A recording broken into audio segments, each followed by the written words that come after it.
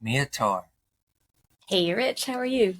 Good. How are you doing today? I'm good. I'm so happy that you're having me on the podcast today.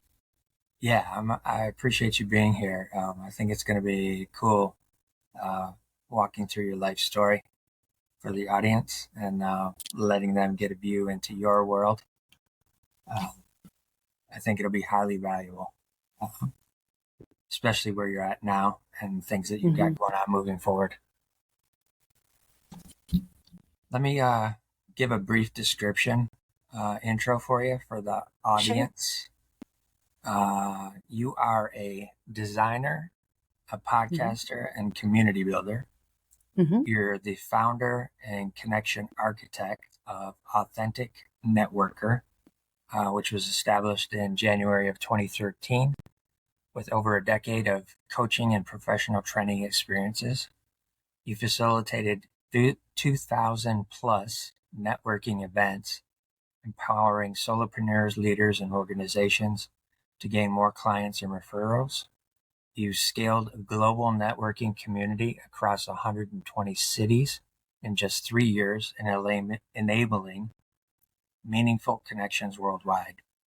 You're a certified coach and educator with a strong foundation in creating premium educational programs, now integrating coaching with relationship building strategies.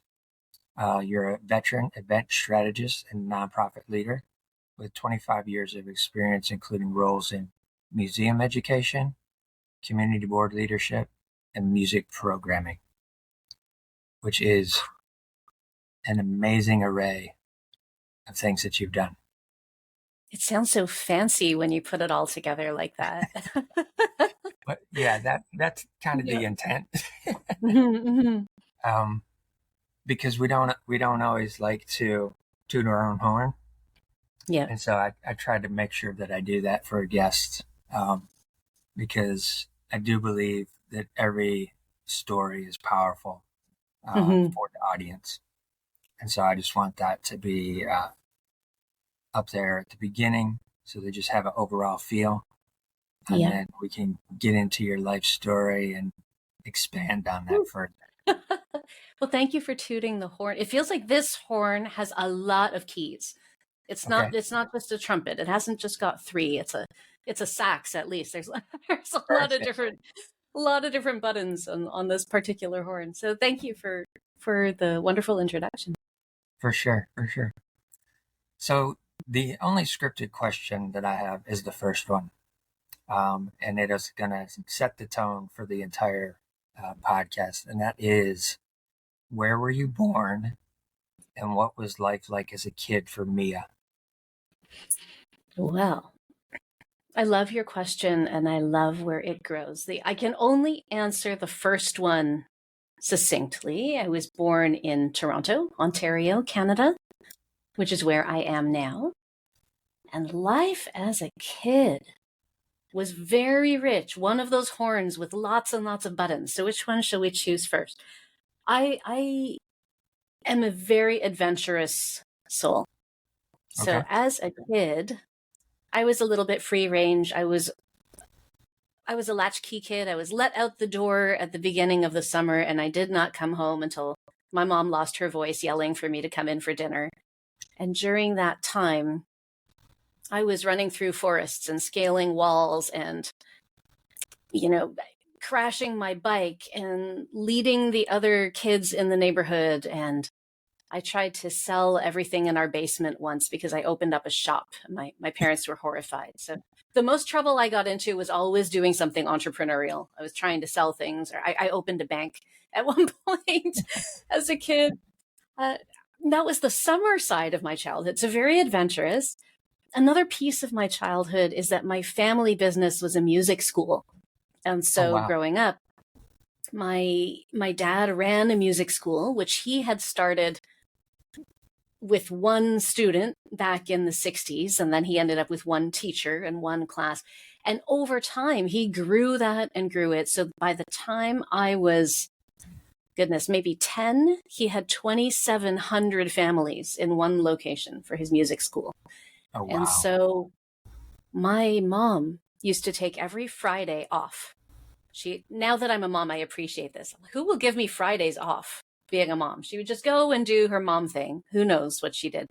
But every Friday, my dad said, well, it's all me. What will I do with these girls? Oh, I'll bring them to work. So every Friday of my childhood, I spent running amok inside a music school with my sister. And so sometimes it was hide and seek among the music instruments, and sometimes we would get noisy and we would make friends with all the other students. And sometimes my dad would lose his mind a little and he'd say, oh, you're so noisy. Go take a piano lesson. So I had a piano lesson every Friday. And then I'd come back and be like, you're back already. Oh, who's free? He'd scan the teachers. Like, Mark's free. Go take a guitar lesson. So I'd go, and then I'd take a drum lesson. I'd take a singing lesson. So these music lessons were used as babysitters for me, which is really funny because I dabbled in so many different instruments, but I wasn't really serious about any of them except piano. Very cool. Adjacent to that, we went to a lot of live music when I was a child. We checked out a lot of it. So music festivals every year. I saw every Broadway show there was because that was all part of the music school. I was in dance growing up as well. And then beside that, on the other side of that, I had this really interesting family life where my mom was from the Philippines. My dad is from Switzerland. So I was this multiracial kid in the 80s. And I didn't always feel like I belonged because my mom's family was very homogenous. These beautiful golden brown Filipina people. And then me and my sister were these like white kids shining in every photograph, like we're reflecting the flash and didn't quite fit in. And then my dad's side, very, very Swiss German. And we were slightly foreign compared to everyone else. So we spent a lot of time traveling between Switzerland and the Philippines. So when we went to Switzerland, we would drive all over Europe. When we were in the Philippines, we'd end up stopping over in Japan or South Korea or Hong Kong, whatever. And so there was a lot of travel. And I think the very last piece I will put in here, and then we can riff off of all of this, was that my entire family is neurodivergent. And so I skipped a grade. I was that gifted kid that was always very bookish. I was the weird gifted kid growing up. My face was in a book all the time. I ended up skipping 2 grades, and then they moved me back to just 1 because socially it was a nightmare. But both my parents, they've never been diagnosed, but I'm quite certain that both my parents have autism. 2 of my children do. And my sister was also on the spectrum with me somewhere. She was gifted, and we were all figuring out how to function where other people are. I didn't have a lot of instruction on how to communicate well. And I was punished a lot for the way that I communicated. I was supposed to just be quiet and listen and not share. So I found myself figuring out where my voice fit into this picture. So this is a mosaic of my childhood. So many different bits and pieces. And here we are. We can go from there. Right. How was elementary school for you? Starting out in like kindergarten, first grade-ish. I know in Canada, the educational timeline is a little bit different than it is here in the States. But how was early elementary school for you in terms of the social dynamic? That's a great question. Because in 5th grade, there was a milestone. There was a demarcation line in 5th grade. So before that, early kindergarten, I had a lot of fun. I remember it being a very joyful time. I remember always being the smallest in my class. I'm a little person. I'm only 5 feet tall now as a full-grown adult, almost full-grown adult. So I was always the smallest person in my class. And I think that affected my interactions. There was some part of me that always played that part. A lot of people would pat me on the head, and some part of me was indignant about that. Like, don't treat me like a doll. I belong here, right? So there was some part of me that I think that got feisty because I was very little. And then there was a very early on, I can already tell that I was part introvert and part extrovert. I was deeply introverted in the sense that all of these friend interactions really took my energy. I needed a long time to recover from them. But I was situationally extroverted. I was comfortable in those situations, but it couldn't last very long. So I really struggled with things like parties, big social events. That was tricky for me. And that found its way into some of the networking I did later. So that was really tricky. But I was always someone with a few very close friends and comfortable enough with the other kids around me, but I didn't like those big group interactions. Got you. And with that experience of just having the few close friends, were they close enough to where you were satisfied with just being in the small group versus the larger group of the classroom? I was more comfortable in small groups always. I was most comfortable on my own. Okay. When I was running around during those summers, we had a little ravine near our house with woods, and there was a kind of a tree. I don't know what it was, a bush, I guess. And it was this crawling bush, and it would cover a great big area, like a pretty big footprint, but it was empty underneath. It was hollow underneath. You could crawl through there. And that was my little hideout. And my favorite memories were always hiding in the woods somewhere by myself, reading a book, stealing some apple juice from the kitchen, bring my little apple juices. I used to get those packets of instant oats, Quaker instant oats, and I would just eat them. I would sit under there by myself, reading, hiding under there, and then exploring by myself. And if I was playing outside and got to choose, it was maybe 3 or 4 other kids with me. Yeah, so that's when I was happiest. And then the classroom, I was okay. I was comfortable, but still happiest on my own. Mm-hmm. Happiest on your own and with a book. With a book, always with a book. To this day, always.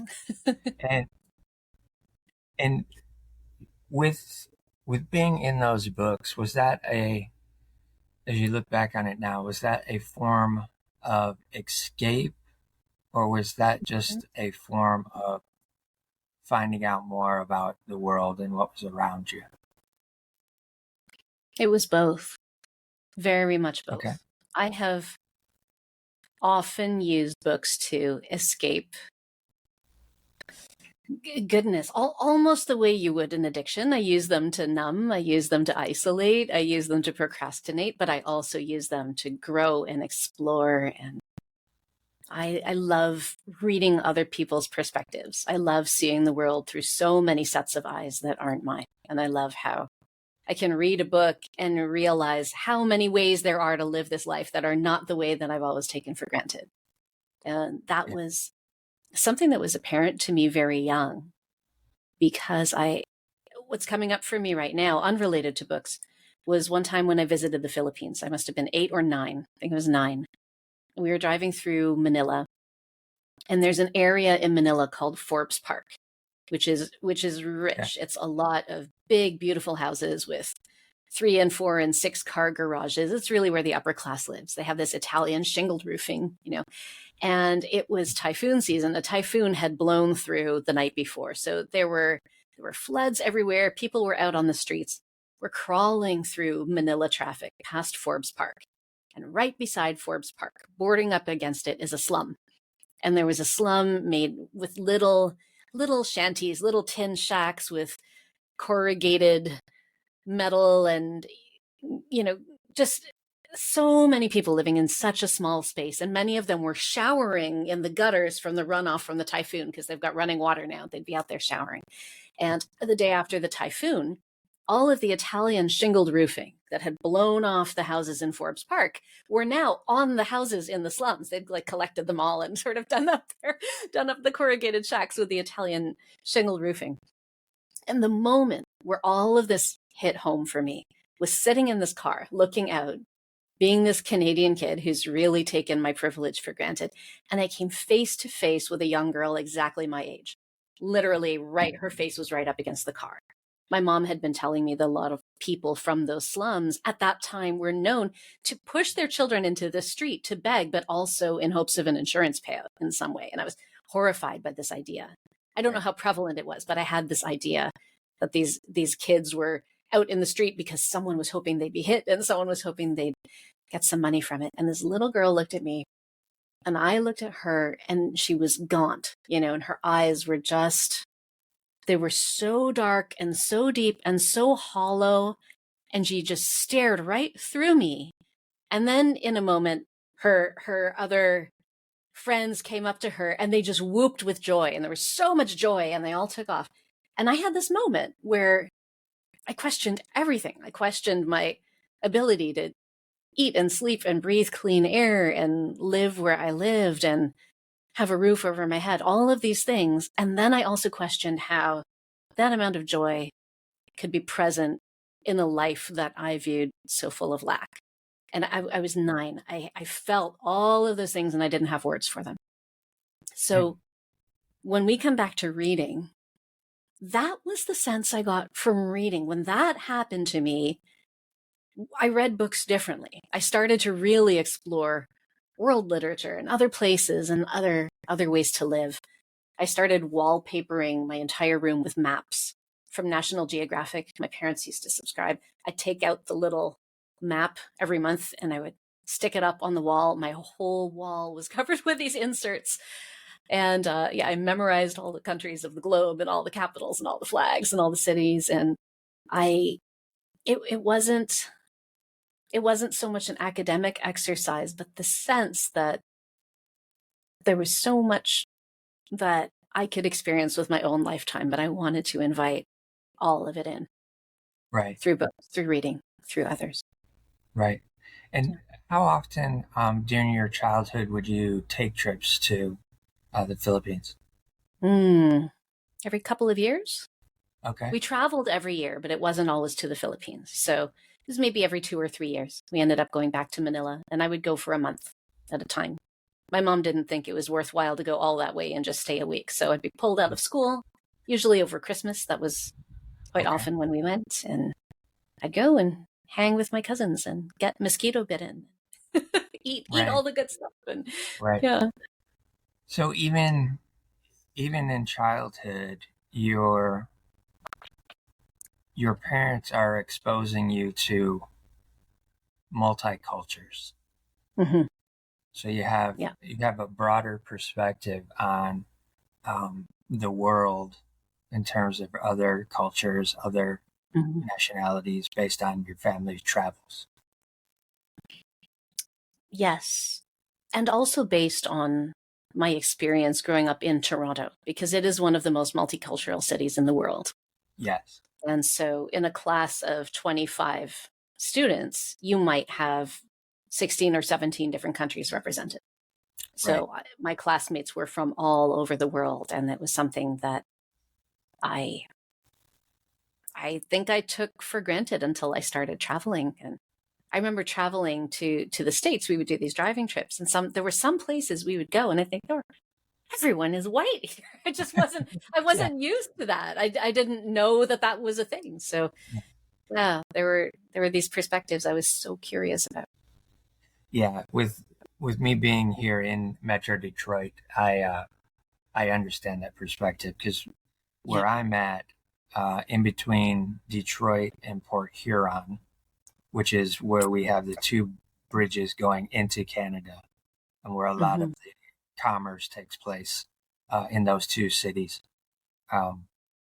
We've always had the opportunity to be able to just go across the border within 15, 20 minutes and be in Canada. And I have been to Toronto a few times, and it is definitely multicultural, for sure, compared to what we experience here in Metro Detroit. Yeah. With that traveling experience, and also to having the music component that is placed into your childhood experience as well, is your mind starting to see things from a different perspective in terms of what the world visually looks like, because you're experiencing sound as well as cultural? So it may change the way that you're seeing things, like kind of like you said, coming to the States, you're like, oh wow, this whole place is just mostly white people. But Mhm. does that also have the music component? Does that also play into the perception that you're Ooh, experiencing the world with? that is a great question. I'm sure it does, but if it is there, it's subconscious. Okay. I'm always interested in music that is playing wherever I go. I notice that Yeah. for sure. There's a soundtrack everywhere. I remember being in Hong Kong, in China, and Richard Clayderman was playing everywhere, and I thought, oh wow, it's a lot of piano here. Uh, but I think what it's given me is this dichotomous perspective where I'm interested in the very big picture and I'm interested in the little tiny details. And sometimes the most obvious things escape me because I see the tiny little fine print and, I see the forest and I see the leaves on the trees, but I might not see the trees themselves. I might be looking at the roots and, all of these different structures. But the way that my brain works is it again, when I go to a place, I look at it in terms of its history, its culture, the anthropology, the way that it has evolved to be where it is. And then I see things like, oh, look at the brand of bread they have, and look at all these little bits and pieces. And so I think that maybe, I don't know how much music is a part of that, but I think the rhythm of a place really finds its way into my observation, into my experience of it. And if anything, music has just taught my brain how to learn in a certain way, how to observe in a certain way. And I think that that's what I experience now. Yeah. And I think too, as creatives as well as those that are neurodivergent, the, the brain is functioning in a completely different way than Mm-hmm. somebody who is not. Mm-hmm. And the perception is heightened. Um, the experience is heightened. Mm-hmm. The intake is even heightened. Yeah. And I think sometimes that is hugely beneficial for us. Sometimes it's also overwhelming for us. Mm-hmm. So, from that perspective, was you said earlier that the books were the escape. Was that kind of the only escape that you had from that potentially? Or was Mm. it not as overstimulating as it may for some others?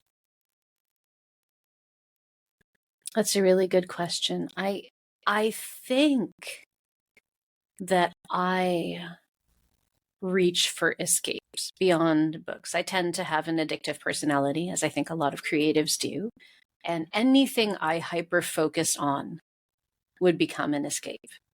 So Okay. if I was in the painting phase, the painting was the escape. Nothing else existed. When I am in a piano phase, I've always had piano in my life, but for example, I've gone back recently and picked it up again after some time off.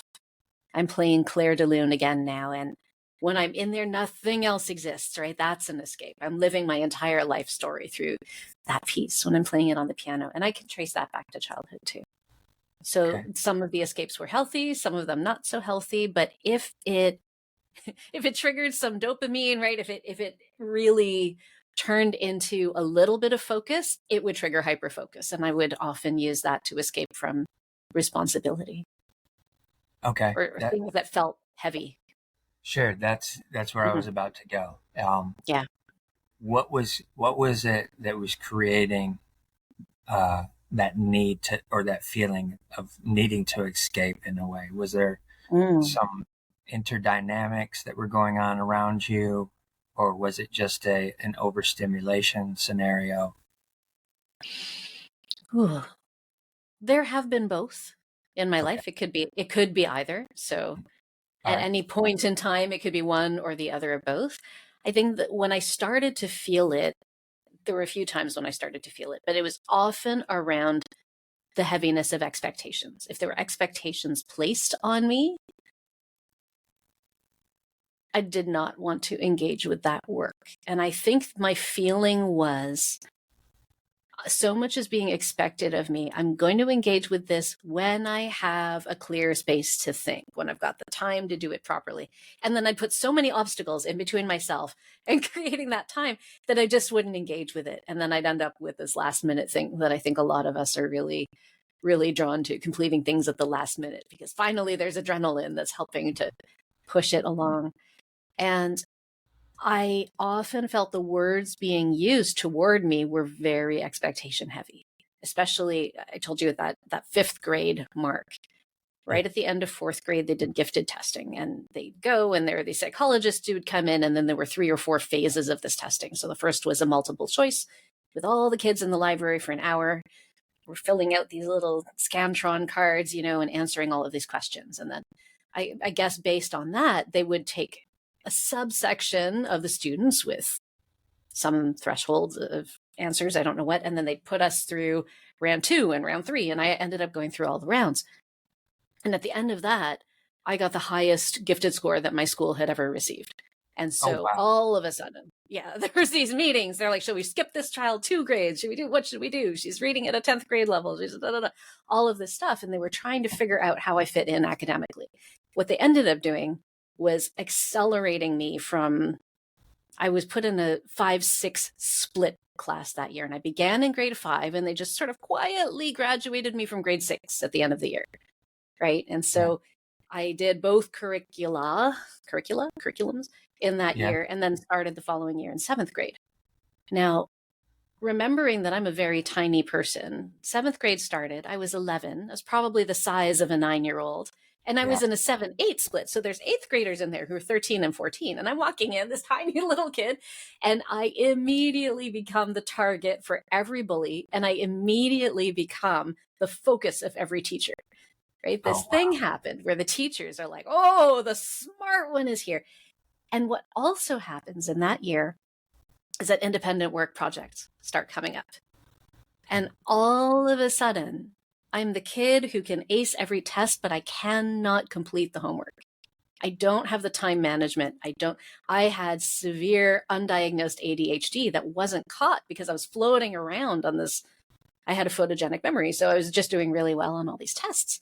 But now I've gotten to 7th grade, and there's these social pressures, and I am struggling with being unable to focus on work that requires me to manage my time, to manage my own initiative, to have that incentive to start the work and then stay with it.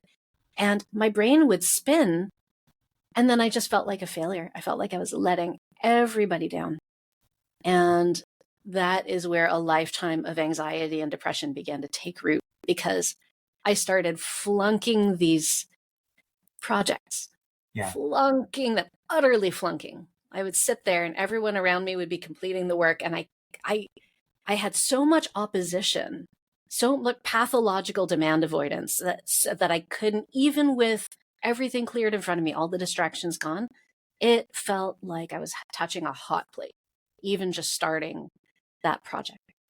And so it's become my lifelong cross to bear. This is my journey, is figuring out how to start something when everything in me is wired to avoid it, and to avoid it in a way that it feels laughable. It should be so easy. And for sometimes I think every other person in the entire world could start this.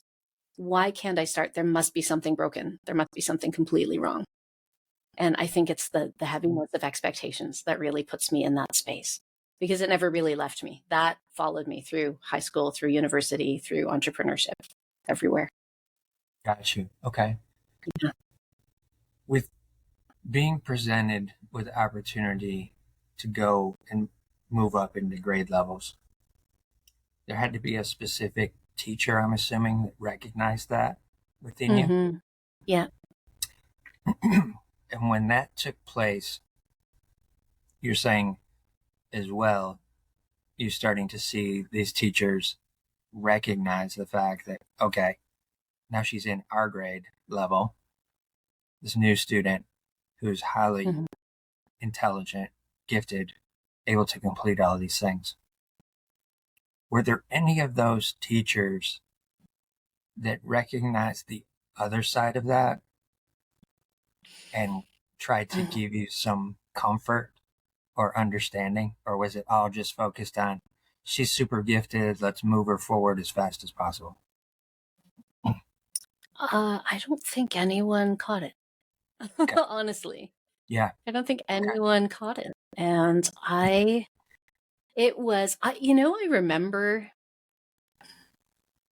remember little bits and pieces that stick with me. And maybe because ADHD and neurodivergence in general tends to come with this heightened rejection sensitivity. I Sure. definitely have RSD, the rejection sensitive dysphoria. So the Sure. memories that I carry with me are often the ones where I got in trouble. And the memories, the little montage of memories I have from that time when you asked this question. I remember being unable to focus on something at my desk and trying to do the work, and I couldn't. And instead I just took my pen, I suppose my spoon is this pen, and I was just like kind of digging around on my desk with it. There was a little hole in my desk, and I was just like poking my pen around in the hole because I couldn't figure it out. And my memory is, and my teacher had a big fat hand, and his finger showed up on my desk. All of a sudden I'm focusing on this hole, and then there is a finger right in my field of vision. He's like, "What are you doing?" I was like, "Nothing." He's like, "You're destroying the desk. You should be working." Right? And I had this sense that I felt like a mouse caught in a trap. And it didn't help me focus. I didn't finish that assignment. Right. And I think about 8th grade, there was an assignment that I had to create, everyone working in the library. And I'm just flipping through the books, and nothing is computing. I just felt like I had this cognitive dissonance that I should be doing something. It's not making sense. What's wrong with me? This should be one way, and it's another way. And then at the end of that assignment, I tried to complete it the morning of. I failed spectacularly. And my teacher sent home this message to all the parents that said the children did a wonderful job on their independent study projects. All the students except one did very well on this. And that except one still twists me in the gut. And the sense I got was that I was failing to live up to their potential, that I was a disappointment based on what they saw when they talked to me verbally versus the work that they were receiving from my independent work projects. And that was difficult because I didn't know. And the kids didn't particularly like me because I was getting special treatment, but I just didn't know where to fit in on any level for a long time. I didn't know if I was smart or not. I didn't know if I was cool or not. I didn't know. I didn't think it mattered. Yeah, for sure. There's 2 places I would like to go based off of that. The first one is with moving up as fast as you did, and moving into that accelerated position. Did that also kind of tear apart your circle of friends that you had? Yeah. That you were able to confide badly. in? Okay. Yeah. The other place. Sorry. Go ahead.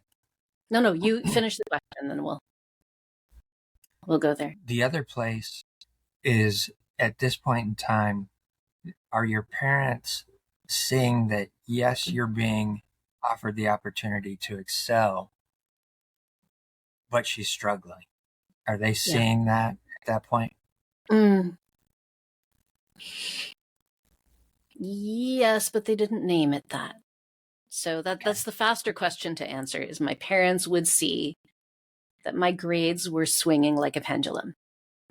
A, D. Right? A, F. F, you didn't hand in this thing. And it was, what are you doing? You're lazy. They would label it. They didn't say, hey, you're struggling. Right. They'd say, what are you doing?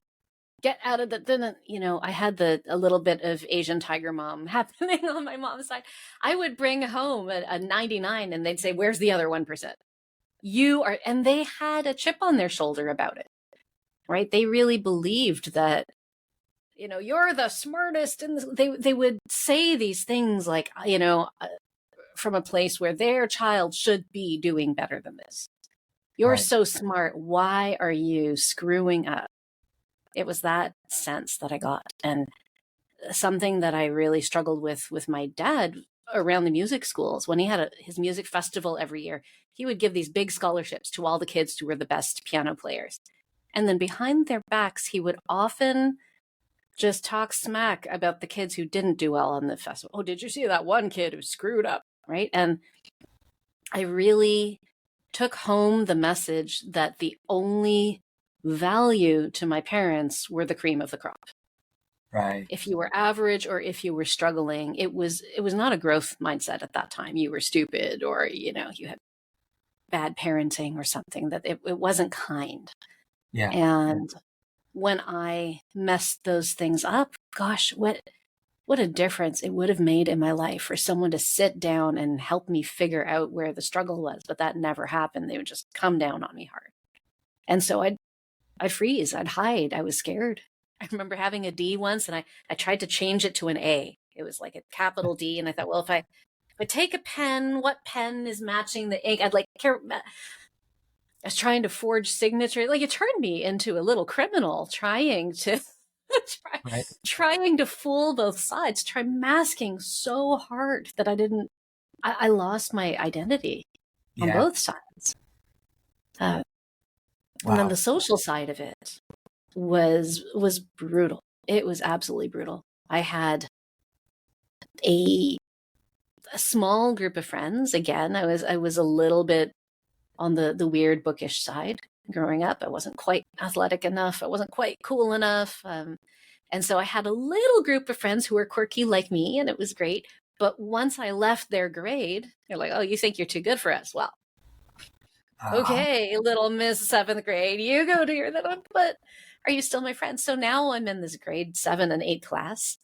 In Canada, by the way, we say grade 7 instead of 7th grade. I'm sure everyone can figure that out. But so if I say grade 7, grade 8, it's a Canadian thing. So I'm in the grade 7 class. I've got the grade 7s. The grade 8s want nothing to do with me.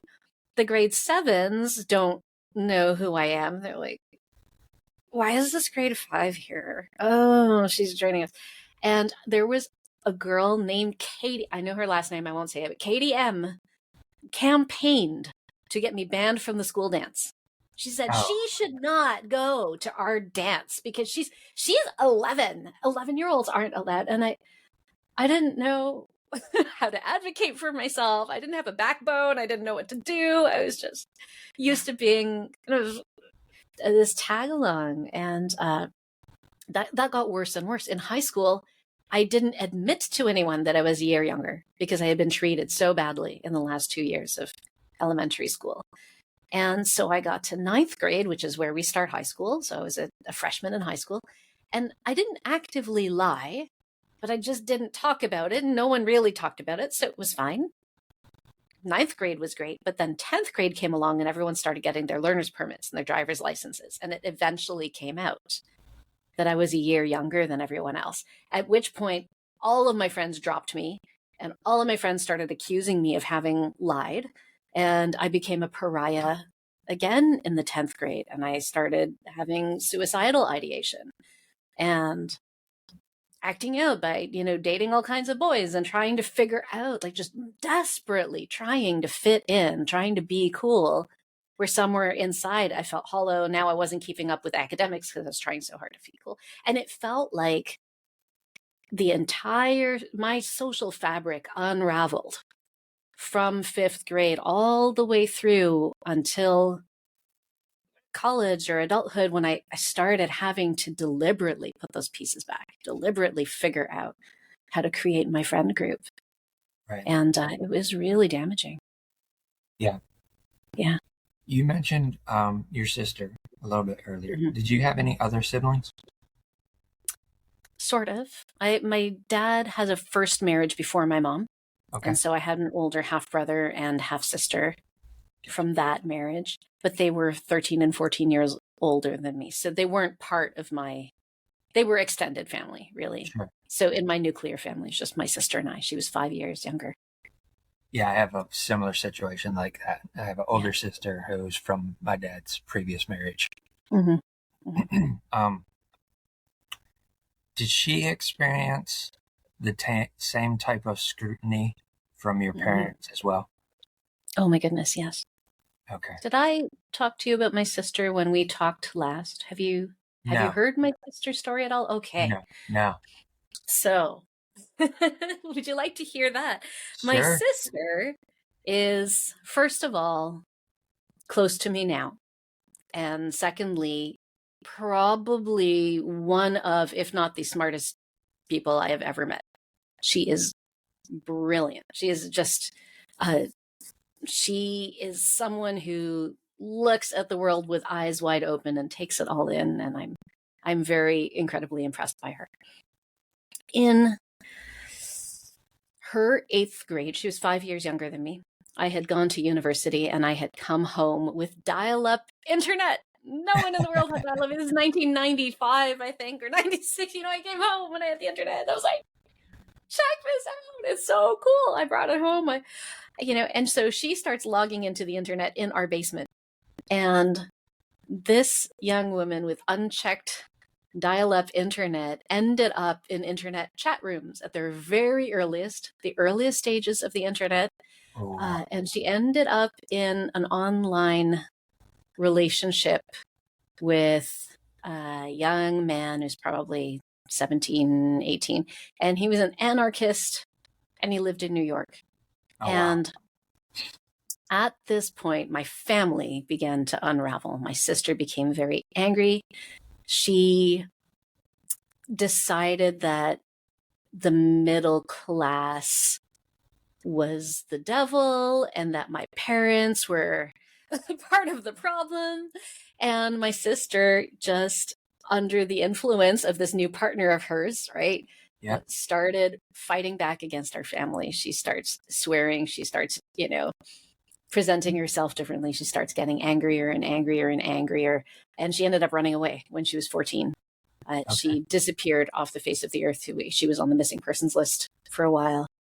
And before she left, she blew up at my parents, thinking of all the most hurtful things a person can say. And my mom's very religious. My sister attacked her at the heart of her religion with the most blasphemous things she could say, right? She went through my diary and she showed pages of my deepest secrets to my parents and the guy that I was dating and all. Like, she really, she expressed this deep pain that came from the scrutiny she was under from my parents. So this is a long way of saying the scrutiny she felt was so stifling to her that it manifested through this pain and this lash out and this disappearance. And she has never been home again. She did very briefly. She ran away at 14. She came back, or we found her in New York, and then she disappeared again. She surfaced with a family friend in Washington and then disappeared again. Didn't hear from her for months. And then one day she phoned from Florida. My dad said, "What are you doing in Florida?" And she said, "I'm taking a vacation." And so she ended up there. She ended up in LA. She did all kinds of things for money, which we won't discuss on the podcast. But she struggled and struggled and struggled and struggled, and then ended up having a child at 19, and then turned her entire life around. Once she had that child, she went back to school. She took herself through college, through a vacation, became almost the top of her field, very close to the top of her field in that vocation, and is now doing incredibly well, is very well respected, is in the top tax bracket. Like, she's doing incredibly well for herself. But for those 5 or 6 years, I had absolutely no idea how to move forward in my life. I remember being in university and trying to figure out this, imagine I'm still struggling. I'm coming out of high school, trying to figure out whether I'm smart, why I'm broken, what direction to go. And I asked my parents, can you give me some help and some guidance? And they said, "You're fine.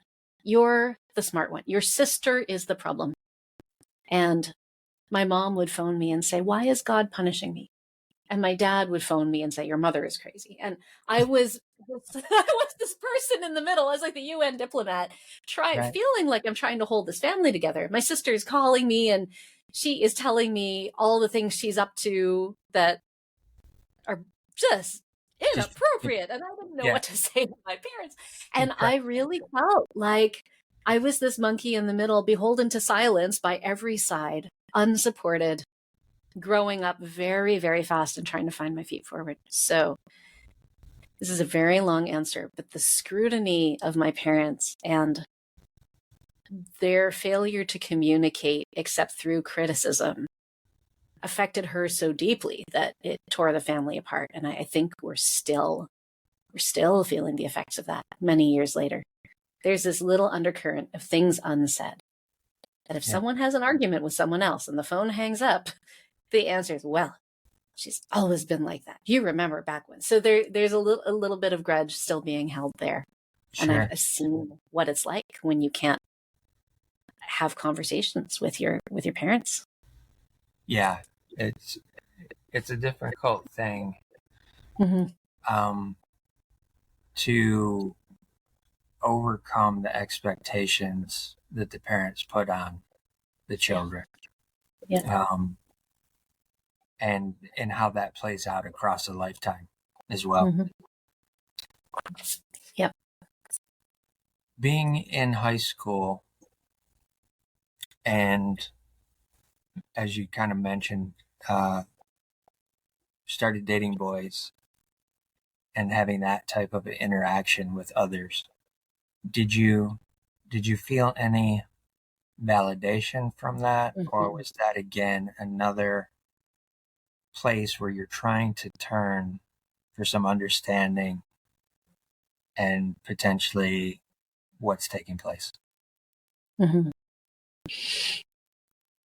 The adult in me with hindsight has a different answer than the me who was 15 or 16 and Yeah. discovering boys. What I discovered in my early high school relationships was what it felt like to be the center of someone's world for the first time. What it felt like to be listened to, right? What it felt like to have someone proud of you without strings attached. And I think that I just my esteem felt like a constellation, these really bright points of light where I'd done really well, and then this blackness in between, right? Yeah. And so I didn't have a solid sense of myself. I didn't have the kind of self-assurance that I see in my children now. Oh my goodness, my middle daughter is so self-assured. I think, well, I wish I had strength like that at that age, but I really didn't. I felt hollow. I felt shallow. I didn't have any social guidance, certainly from my parents, because they were both immigrants. They were much older. They were neurodivergent. So I think when we talk about hyperfocus again, suddenly I had this serotonin. Suddenly I felt good, and I became a little boy crazy, I think, because I poured so much of myself into those relationships. I would probably have bent over backwards to make them work, because my home environment felt so dangerous a place. It felt like walking on the worst kind of eggshells all the time. And so I think that in trying to please a boy or partner or whatever, I was really I was a people pleaser. I was trying to figure out what they wanted to hear, and I was very good at adapting what I said to what they wanted to hear versus what I really felt, because I didn't know what I felt.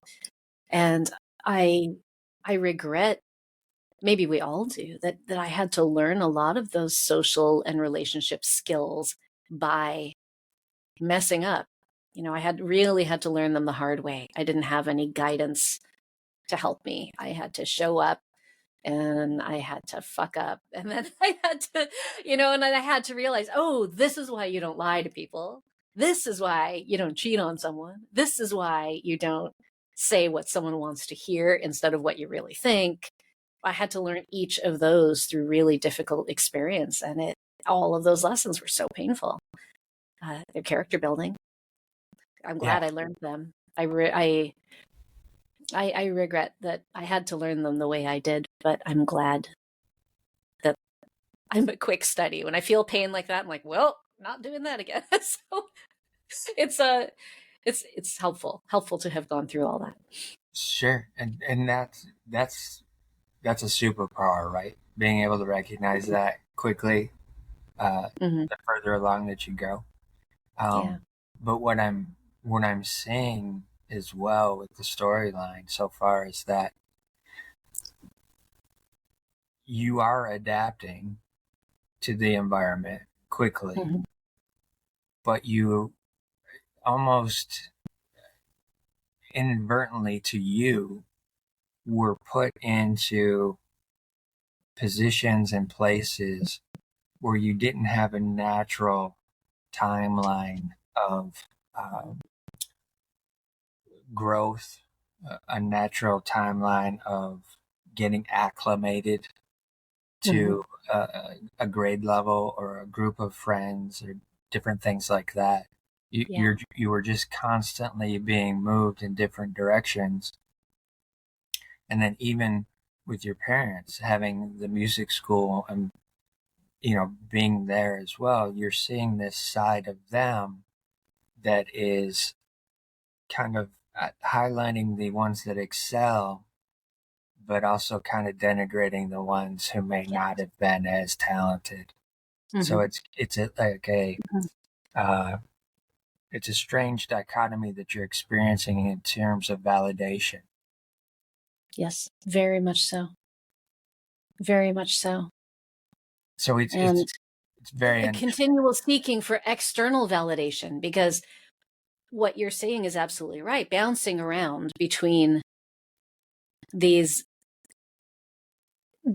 accelerated timelines, these different situations, I didn't have enough emotional space or stability to be able to fill that in for myself.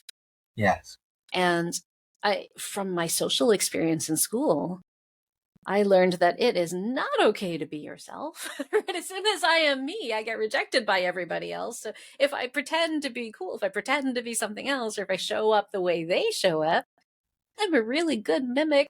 I can just mirror them. I learned to mask really quickly, but I didn't realize I was doing that. I was just like, oh, I'm fitting in. Yay, I'm cool now. I got the right shoes. And I became pretty cool. I was pretty popular for a while, but there is something still hollow, still unformed. There's no substance underneath the things I was being accepted for. right, And my goodness, it's taken a long time to backfill all of that. And I'm comfortable with who I am now. I think that I can really feel into my strengths, my weaknesses, what makes me me. But I will still tend to people please as a first instinct, and then catch myself. And it's got to be a really deliberate mindset that I go into relationships and conversations with in order to be as myself as I can and not just say what right. other people are expecting to hear. Yeah. Moving into university, Mm-hmm. college, as we call it here, a lot of times. Is there another potential culture shock in terms of the Mm-hmm. environment that's going to Yep. take place, or are you seeing it as an opportunity? Both. Okay. Again, both. You asked really good questions, but I don't think it's a binary. I think it was both at the same time. So, yeah, there was a culture shock because my dad gave me the option that I could have a car or I could live on campus. And I said, live on campus. I just don't want to be here anymore. So I went to college in the same city, but the other side. So my parents live on the eastern periphery of the city, and I went to school in the western periphery of the city. So, maybe an hour, hour and a half by transit, 35 minutes if you're driving late on a Sunday night. But it was far away enough where I felt I needed that. I needed some space. I needed to figure out who I was. Yeah. And so when I first began college, university, that's when my sister was at the height of her trouble. And so my home was very emotionally charged. So I moved in on campus. And then I realized how many things I'd been protected from. I did not know how to boil water for pasta. I didn't know anything. So I had to learn that being out on my own kind of thing. And I did really well academically in my first year because I loved the discourse. I felt finally I can talk about big ideas. I can sit down with people who know and who have been in these fields for a long time. And I loved having bigger ideas to play with and bigger subjects to explore, and so many people around who were idealistic and motivated and going places and interesting, creative. That I loved that. That was phenomenal for me. And in university, I found my place in leadership very early. So in high school, one of the things that happened was that we moved houses halfway through high school. Ontario at that time had 5 years of high school. We had a fifth year. So we had grades 9, 10, 11, and 12, which would be the equivalent of freshman, sophomore, junior, senior. But we also had a fifth grade called OAC, Ontario Academic Credits, which no longer exists. I'm not bitter, I promise. But anyway, I had to do grade 13. And those were university credits that you would take in advance of your admission to university. Yes. So after 10th grade, my family moved houses, which was great because that was the year of so much social pain and agony for me, being rejected by everybody. And I was in a very difficult place with my mental health. I had this opportunity to refresh and go to a new school. And it felt like a fresh start. Thank goodness. It felt good. It felt clean. It felt like, okay, I'm not going to lie about my age anymore. I'm going to do things well. And I began involving myself in student leadership at that time. So I ran for student council my first week in the new school, and I did not win, but that's okay. I think it was good to put myself out there. And then I ended up running one of the social issues committees. And as a student involved in student leadership, a program that my high school had was that all the student leaders, as well as student leaders from 2 other high schools, would be taken away to a leadership retreat every May. And so you had all of these students in the senior grades who were in student council, the athletic council, the social issues committees, those sorts of things. And we were taught leadership skills, conflict resolution, facilitation, first aid, everything. And that, as a 16, 17, 18-year-old, incredible skills to take on. So when I got to university, I had, a year or 2 of getting my feet under me, but then I became a residence assistant, or residence don, we called it. But I became an RA. So I was one of the students at the residence that people would come to. And the RA program took us through extensive leadership training. That was 2 weeks solid of being trained on, again, conflict resolution, mental health, all of the resources that people could reach for, the ways to have open-ended conversations, to hold space for people, to know when a student needs their stomach pumped, everything from the beginning to the end.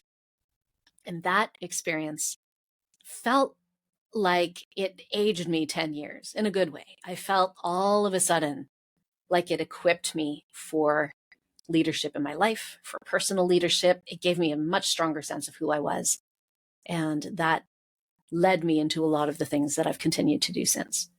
So I feel lucky, maybe, I think lucky is a good word, that these fresh starts kept happening for me. When there's grade school and KDM and all of that. And then grade school ended and I got to high school and I thought, okay, fresh start. I'm not going to tell anyone. And then that blew up in my face. I'm like, oh, another fresh start. Okay, now I am going to tell people. So I had these iterations, but it took the third iteration, that second half of high school, to start down the leadership path. And then university gave me the opportunity to pursue it. And I struggled academically in university. I did really well for the beginning, but once again, when it came down to time management, independent work, study habits, I didn't have those. I was undiagnosed. I didn't know I had a problem. I just thought, oh, I'm too busy. I'm broken, something. But the leadership side taught me everything that has continued to serve me since. Yeah. What was your decision in terms of course study going into university? I had a very weird major. I started in mathematics. Okay. I'd done really well in math and noticed that math was something I could do. I had, 99% in my senior high school math courses and calculus and finite math and all those, because there's no independent work project. Notice that? I'm only noticing that now, but you don't have to go to the library and research things and manage your time. You Right. solve the problems and then the test comes. I Yeah. did amazing with math. And they said, "Oh, you're so talented at math. You must be a math major." And I said, "Okay, sure." That was chosen for me, not because I liked math in any particular way, but it was one of the things that I could do quite easily because it didn't rub up against my neurodivergent challenges that hadn't been named. So I took math because I wanted to go into education. And to get your Bachelor of Education degree, at my school, you had a choice. You could complete your 4 years of undergraduate first and then do your B.Ed, or you could do them concurrently. And I wanted to do the concurrent education program, which meant you do your first year like a regular year, and then you apply. And if you get in, then your second year, you get to do them both together. So you get to do some education courses and then some BA or BSc courses. Okay. And so I took the math hoping that that would give me an edge into the concurrent education program, which it did. I was admitted. It was great. When I joined the Bachelor of Education in my second year, and I had math and education, they said, "We're taking a few students from this year's concurrent education program, and we're going to put you through a cohort that specializes in East Asian immigrant studies." Oh, Being wow. a person of half Asian descent, I thought, oh, that's really interesting. And they said, what you would do is declare a minor or a double major, and you would take some East Asian studies courses, interdisciplinary courses. So things like political science, film, literature, language, whatever it is. They had a series of course requirements.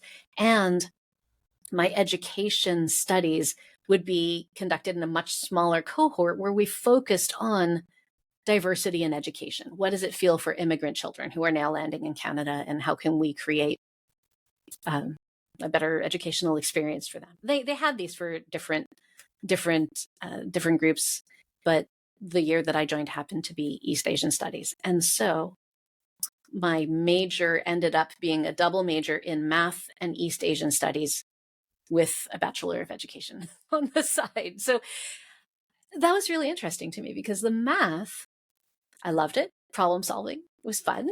My brain got exercise, needs to be exercised like a puppy. So that was fun. But my math teachers and fellow students seemed to have very few social skills. I felt like I wasn't getting the culture from that math community that was satisfying to me. It just, I didn't like the people in the math program very much. It's just, it didn't feel good. The East Asian Studies and the education side felt less academically rigorous, but that was where I could exercise the other side of my brain and feel like I could feel more into my leadership and listening skills and all of these other pieces that I had been missing. And it was a really nice round education for me. And was that allowing you to shift into a place of comfort internally with Yes. being Yes. able to move into something that you're excelling at? Mm-hmm. Okay. Yeah, much more so, because two things. One was that the education courses taught me what I knew and what I always felt I was missing from my communication skills in my family.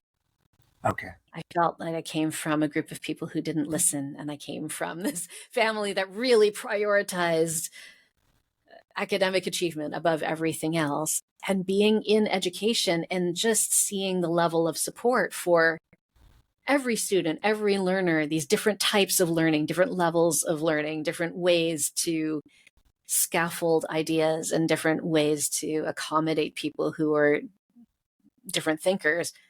all of a sudden started to feel like relief.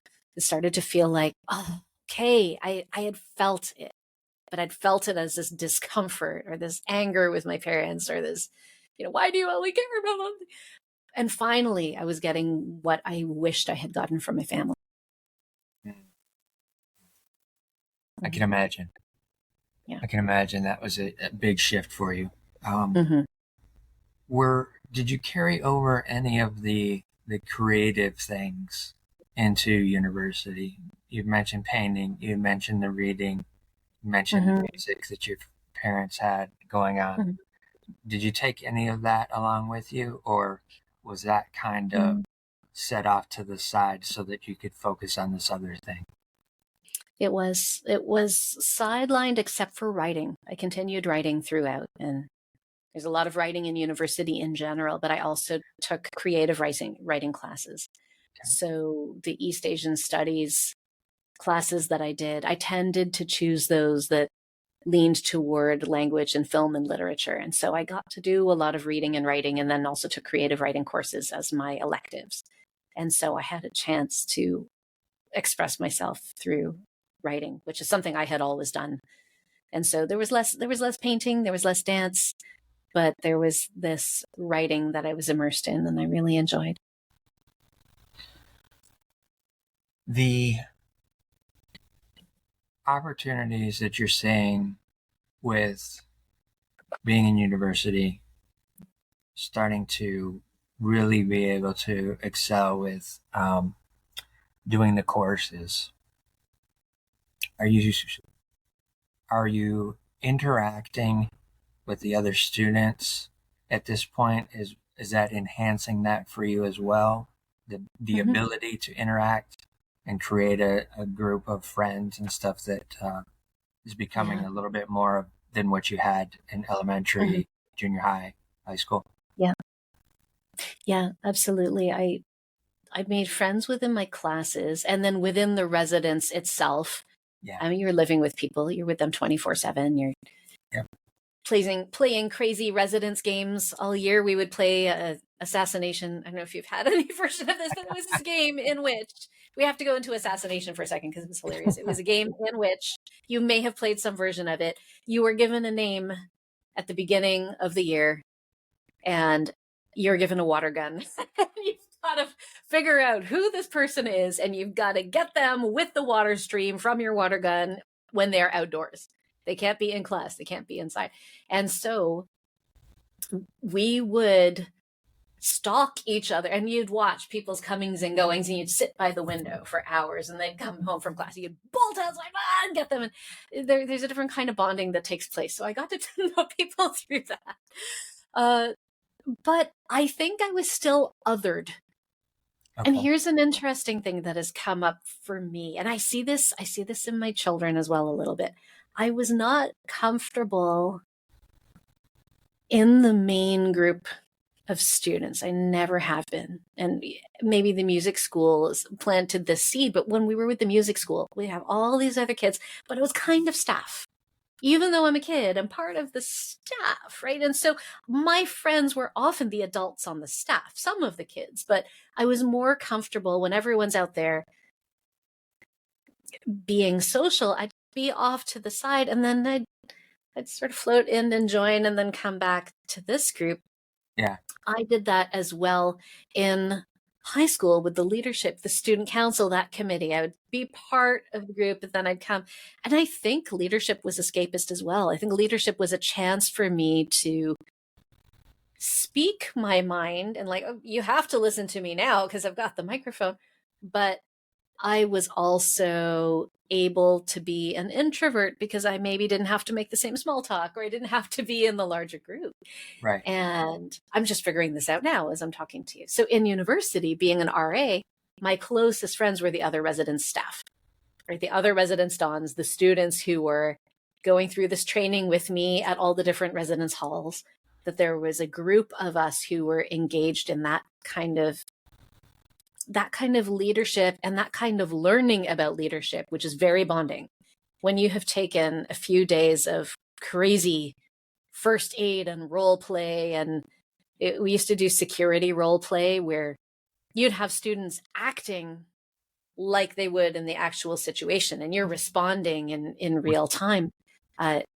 It felt like those depths of friendships transcended what I was getting with the rest of the students at university. And so, again, it felt like I was othered. I was in this group, but it was kind of staff. And so, I can't remember your original question, but I started, yes, to find friendships and to find myself. But my friendships are among the smaller group, very visible within the larger group, but not participating in the larger group. And it is interesting when we get to networking events, how I continue to do that. I host the networking event, but I'm kind of here. So I think and that's protecting my introvert energy, maybe. Yeah. It's protecting my awkwardness around small talk. I love deep conversations. I really struggle with superficial friendships and social gatherings and parties and things. I understand that intrinsically because I am that way as well. I am that way as well.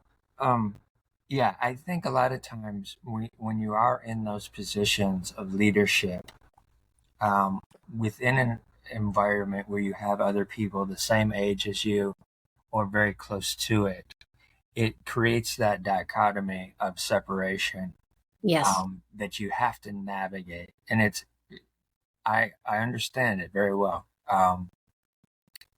My first working experience, I accelerated in that work environment to a place of management rather quickly.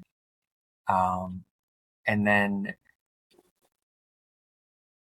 to a place where I was having to hire employees. So I was hiring employees that were almost the same age as me, if not. Sometimes I would hire somebody that was a bit older.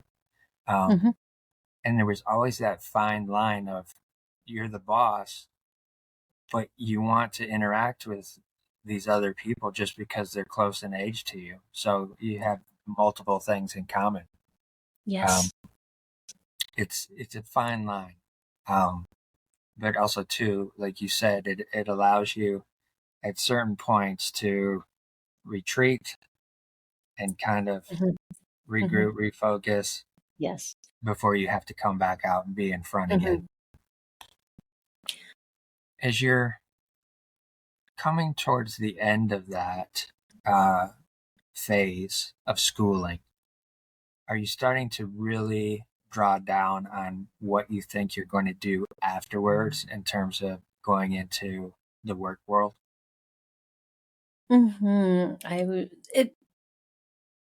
It was built into the education program that we were in co-op placement, so it was teaching in school. Oh, that's cool. So I was teaching in a classroom 1 day a week and then 2 days a week, and then I had a 6-month placement. So I don't know, 6 months or 3 months, something like that. So we had these placements throughout, and in my mind, all of this was preparing me to take over the music school. So I had that in my head, that part of the leadership and the management and being on this side of the students was very helpful for me, because when my dad retired, I could just slide in to music school management. And so I was interested in working, not necessarily in the school system, but learning the school system, working in it for a while, being there, learning how to design curriculum, learning how to lesson plan, learning how to interface with students and teachers and all of that, because it would lend itself really nicely to my family business. Okay. We didn't touch on this earlier, but because you brought it up again, I'd like to touch on it just to give a little bit more dynamic in terms of the parental perspective in the creative world. Was when your mom and dad decided to create the music school, were they accomplished musicians outside of that at all? Nope. Or was it just something they decided this is what we're going to teach? That's a great question. You're very insightful with your questions. I like them. Thank you. I'm trying to. It was my dad's music school. Although he gave my mom business cards that said vice president, but she didn't ever go in there except to Yeah. to go and give him a kiss. So she never really worked in it, although she was the vice president. So my dad had come to Canada as an immigrant from Switzerland. Okay. And he had, growing up, he had worked for his dad. And so his dad was a cabinet maker. And so my dad worked as a cabinet maker under his father. And Okay. he did work placements in the different regions of Switzerland, which is something that a lot of people in Switzerland did at that time. Maybe they still do, but he spent some time working in the French area of Switzerland and learned French and, got to practice with that. And then he Right. spent some time working on the Italian border. So the Italian part of Switzerland, he'd cross the border, work in Italy, go back to Switzerland. He picked up Italian that way. So he did that with French, Italian, and German, and then finally moved to Canada. And when he moved to Canada, he came over on the boat. There's a lot of colorful stories about that, but he did not speak a word of English. And he taught himself English from watching TV. And he was also a big reader. He would read books. And he always said that how he would just grunt for emphasis if he didn't know the word. He'd point at the cake and say, I want some, and he'd point, and so they'd give him some cake. And when he landed in Canada, he didn't have a post-secondary education. He had training in this family cabinet making business, but he did that typical immigrant thing at that time where he just tried his hand at everything. So he was the fuller knife salesman guy. He tried a lot of sales positions, many different things. And it was after about a dozen reinventions when he told me he sat down and he thought to himself, what is something that I can do that brings joy? And he chose music. He said, because even when I didn't understand English, music would bring everyone together. And I thought, oh, this would be great. He played a little bit of accordion, but he started off selling music programs door to door. I think they were on vinyl. And it was a teach yourself music program that people would, Oh, wow. pop it Okay. on the 33. And he couldn't sell them for a while. Nobody was buying. And then he made his very first sale to a blind man. He said, I've always wanted to learn music, but I can't read. So this vinyl recording is perfect because it can teach me music orally. And my dad was really happy with that. He was encouraged by that. And then he continued to sell those with some more verve and then decided to teach some accordion. And then accordion fell out of favor. He got a guitar teacher and that's where it went from there. So he didn't have musical skill. He had a whole lot of chutzpah.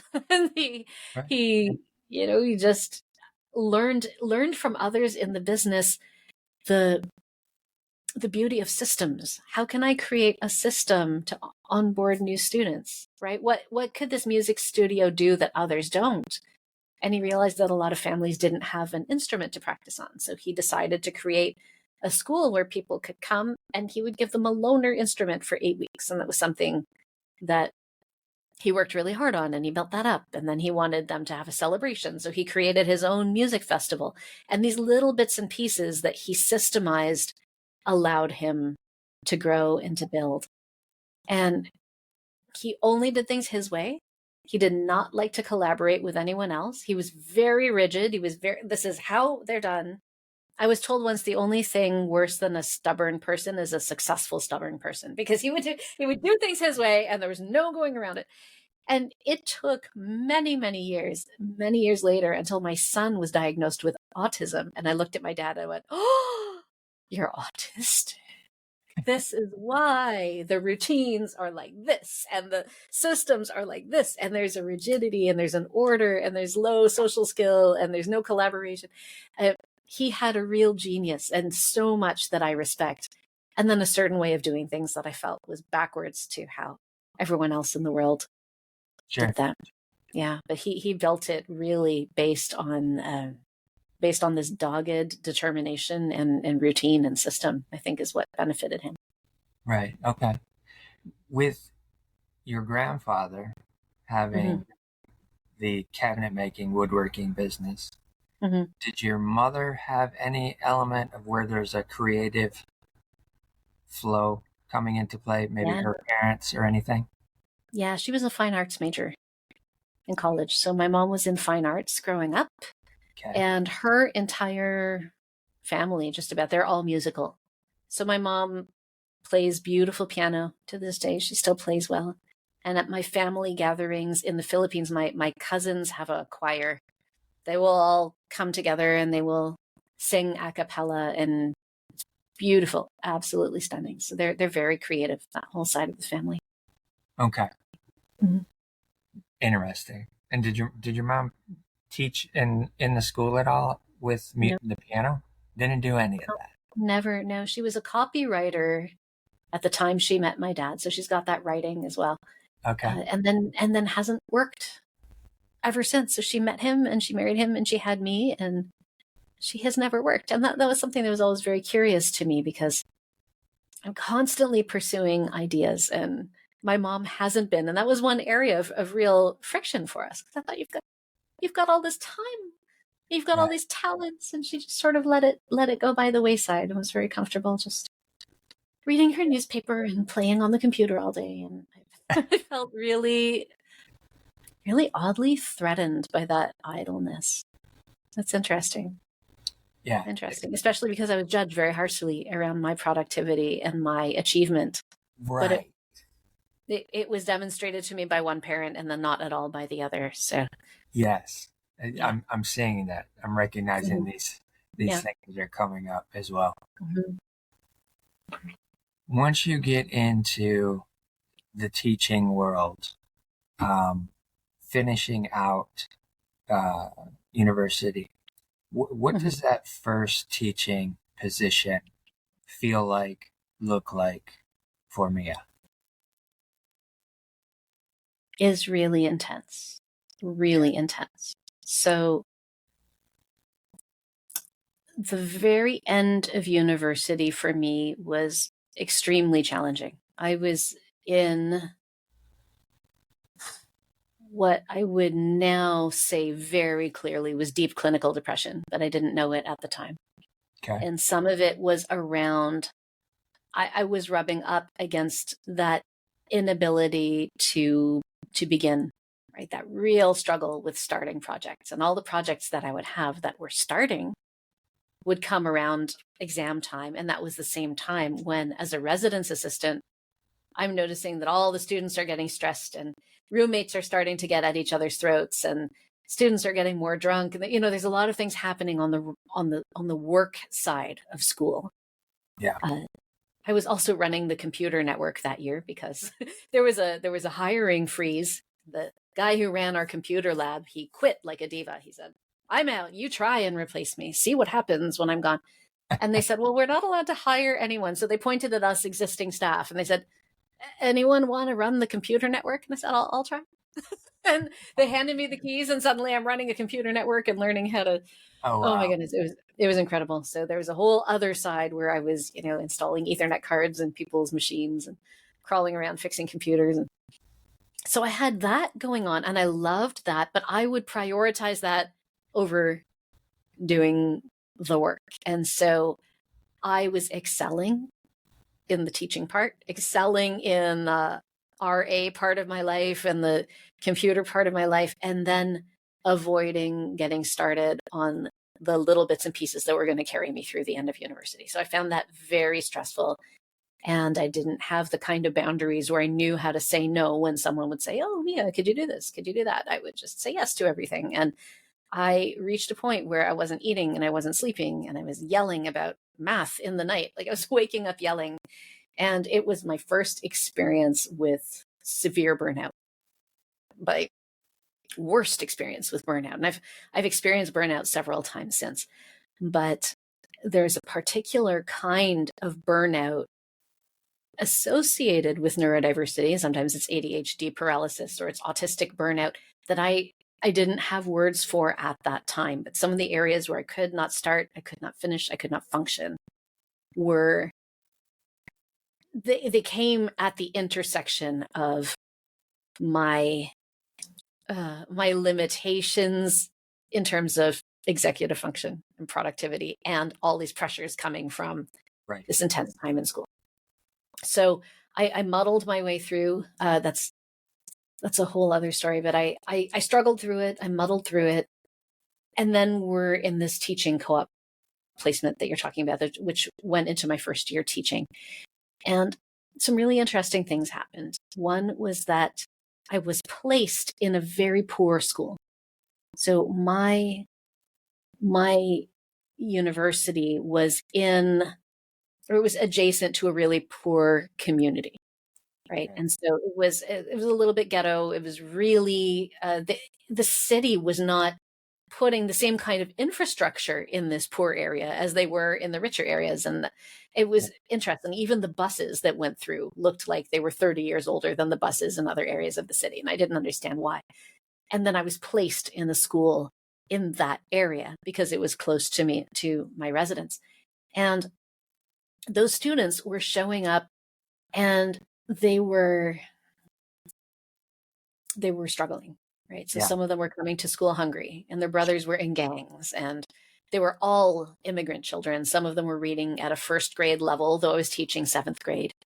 And then the administration, the curriculum, is telling me that I needed to teach them Steinbeck.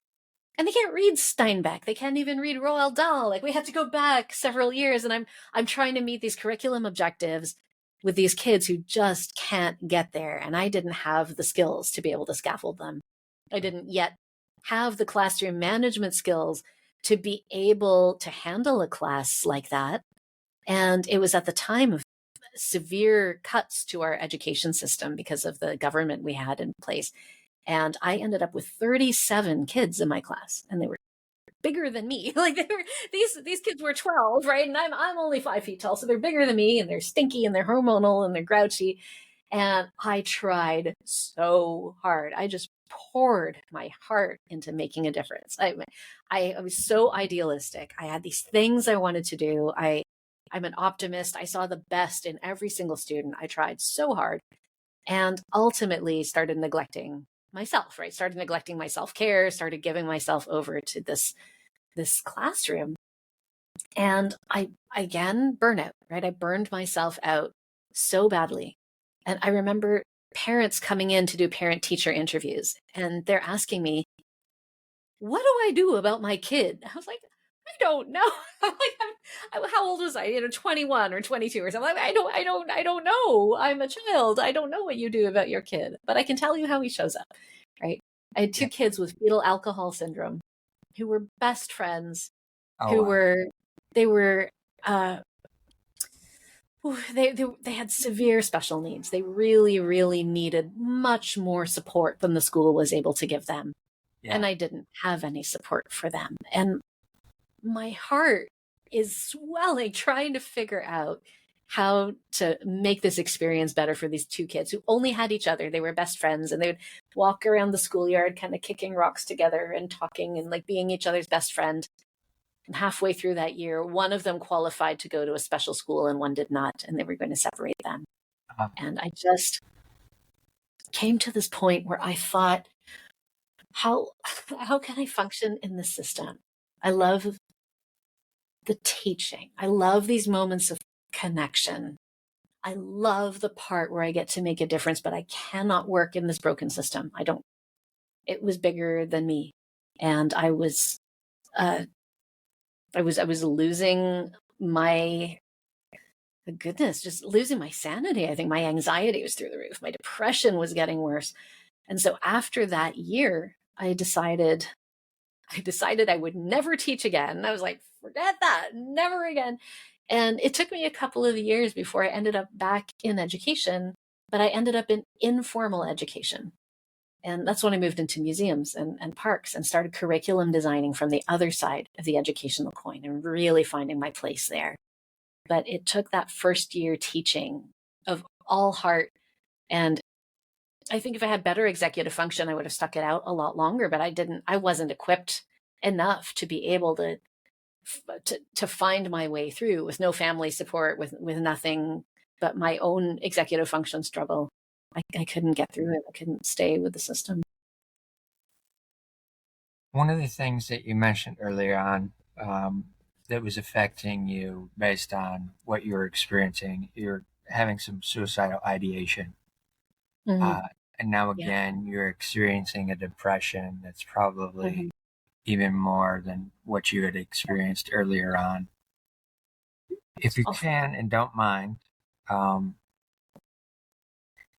can you describe what was the thing that got you through some of that to where you Oh, didn't act on those yeah. thoughts, but rather looked at potentially moving forward?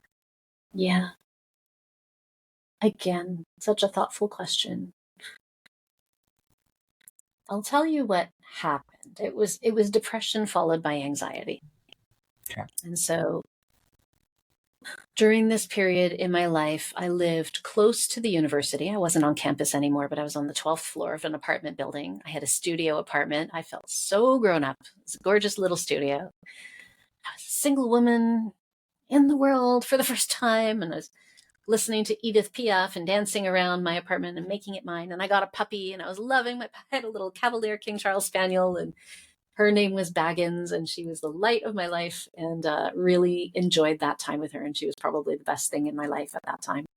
And then the burnout hit. The end of university burnout was brutal, absolutely brutal. I ended a relationship at that time. It wasn't a very important relationship, but it was a really ugly end. And then the teaching was now overwhelming me and burning me out. And it was the worst suicidal ideation I've ever had. I remember feeling like a failure. I remember looking at this thing I was trying to do, and I was like, there are teachers everywhere who are doing incredible things, but there's also teachers everywhere who really don't have any skills, and I can't even do that, right? My inner voice was very mean to myself, that I can't even do this, right? Thinking that this should be so easy. These are 12-year-olds. Like, I should be able to show up and teach them. And why is it that I can't even do that? And, I know the students were doing well. I was thanked by their parents, but there was nothing left of me by the end of the day. And I felt like an abject failure. And I felt like every decision I was making was leading me to a place where I was hitting burnout again. I can't finish this project. I can't do this. I can't do that. And I struggled really hard. And I remember wanting to jump off the balcony for a couple of months. I thought about it probably every day. And I remember the time I got closest to it. The only thing that made that better was having a puppy, looking down at my dog and having her look up at me and wag her tail and just be there. She was very absorbent. I could cry, like her fur was great. She'd come. She knew when I was crying, but looking at her and not being able to let her down saved my life. She saved me. Absolutely saved me. She got me out of the house every day. She got me walking. She gave me something to think about that I could do. It was so small. I could not fail. I could step out the door. And because I otherwise would have withered in that apartment by myself. And it would have been so easy. It was so easy. It was right there. It was so dangerous for me to be there. Sure. And, there's 3 times in my life when I've really been subject to suicidal ideation. One was in high school, but I didn't go as far as thinking what I would do or planning it out or anything like that. But that was sort of my first experience with it. My second was this time. And my third was much later on when I was pregnant with my youngest child. And I lived beside the train tracks. And I remember thinking to myself, I can't be living in these dangerous places. But it was the dog who saved me. And coming out of that, I realized again, it was a year before I realized again, but once again, it was a fresh start that really helped me. I needed a change again. I needed to get out of there. And that felt like a double-edged sword, because it felt like if I could just remove myself from this environment, I would feel so much better. But I also felt like, what does it say about me that I have to dramatically change my circumstances in order to feel better? That I can't fix a mistake in the middle somehow. It felt like, am I running away or am I resetting? What I ended up doing was moving out to British Columbia. I moved out to Vancouver. And my idea was to add sciences onto my degree. because I didn't want to be in pure math. East Asian studies wasn't really, there was not really work for me that I could find. And education was obviously a flop because the school system didn't work for me. But I thought, what can I do with math? And I realized, I could do hydrogeology with math. That would be interesting. I like the environment. I like the outdoors. I could add on some sciences. So I moved out to BC and I took some science, some transfer courses in sciences and environmental science, ecology, geology, hydrogeology, fluvial hydrogeomorphology, which I love. Geomorphology and hydrogeology is what I study. And in so doing, along the way, I found an internship at the Vancouver Aquarium because now I had education and sciences. And I ended up just doing a summer stint over at the Vancouver Aquarium in their education department. And all of a sudden, things made a lot of sense. Like, oh, this is fun. Because all of a sudden, instead of being taught or having to teach Steinbeck and budget cuts and creating 9 lesson plans a day and not having the resources and feeling under pressure, I could create 1 lesson plan. I could take 6 weeks to do it. I could have a budget. I could have live animals. I could have galleries. I could have graphic designers and scientists and the board of directors. And then I could practice that 1 lesson on class after class after class and refine it and create materials. And that really helped me. But on my way there, back to the question, I passed through this awful depression, made this change. And when I landed in Vancouver, what met me at the door was anxiety. The depression seems to have subsided. I don't know if it's the energy of the move or something gave me a fresh start. Yeah. But I began smoking a lot of pot. Is in BC. There was a lot of bud. There's bud everywhere. And so all of a sudden I was, I'm smoking pot. I lived above a coffee shop. And so I was, having coffee all day and I'm having weed and it's uppers and downers and all of this kind of thing. But I didn't think anything of it. Everyone was doing this. And this thing happened where I was living downtown on one of the busiest streets in the city. And it was a really fast kind of freeway situation that suddenly slowed down into a city street. That's where I lived. Gotcha. And at this time, within a month or two, 3 separate pedestrians were killed directly in front of my building from jaywalking, right where the cars didn't slow down. And, a number of these things happened. And all of a sudden I started having severe panic attacks. I couldn't step outside. I was terrified of being run down. And I was going to school and studying geology.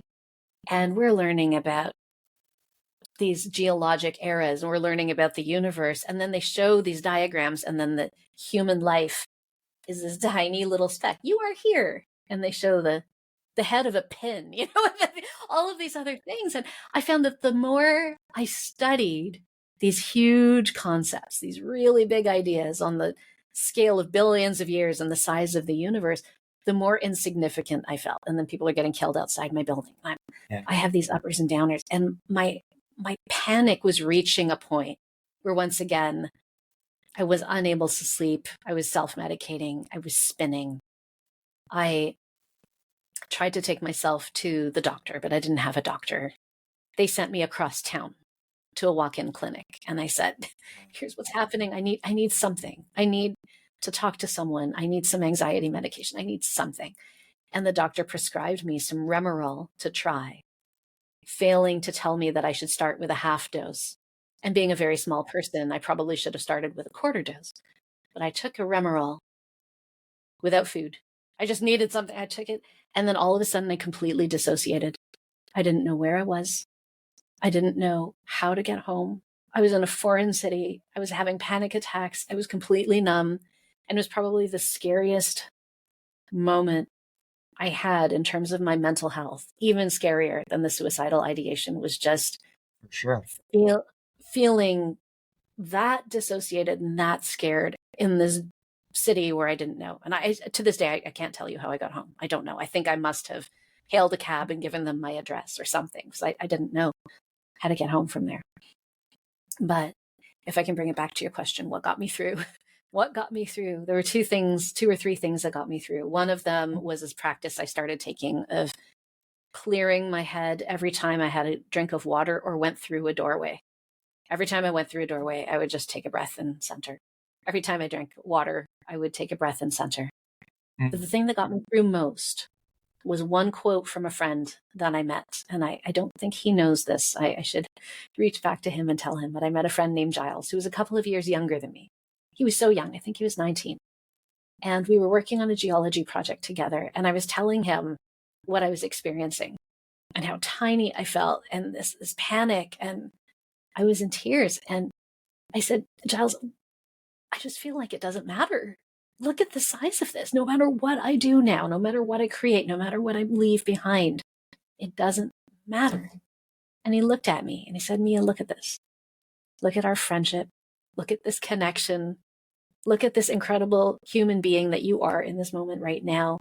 Maybe this is important and it's the bigger picture that doesn't matter. Right. And he said that and everything landed for me. Awesome. And it was so powerful. And I remember also thinking in that time, my very last panic attack came when I was in existential angst and very, very, very fixated on the meaning of life and the idea of nothingness, the idea of, the idea of disappearing and not mattering is kind of nihilism.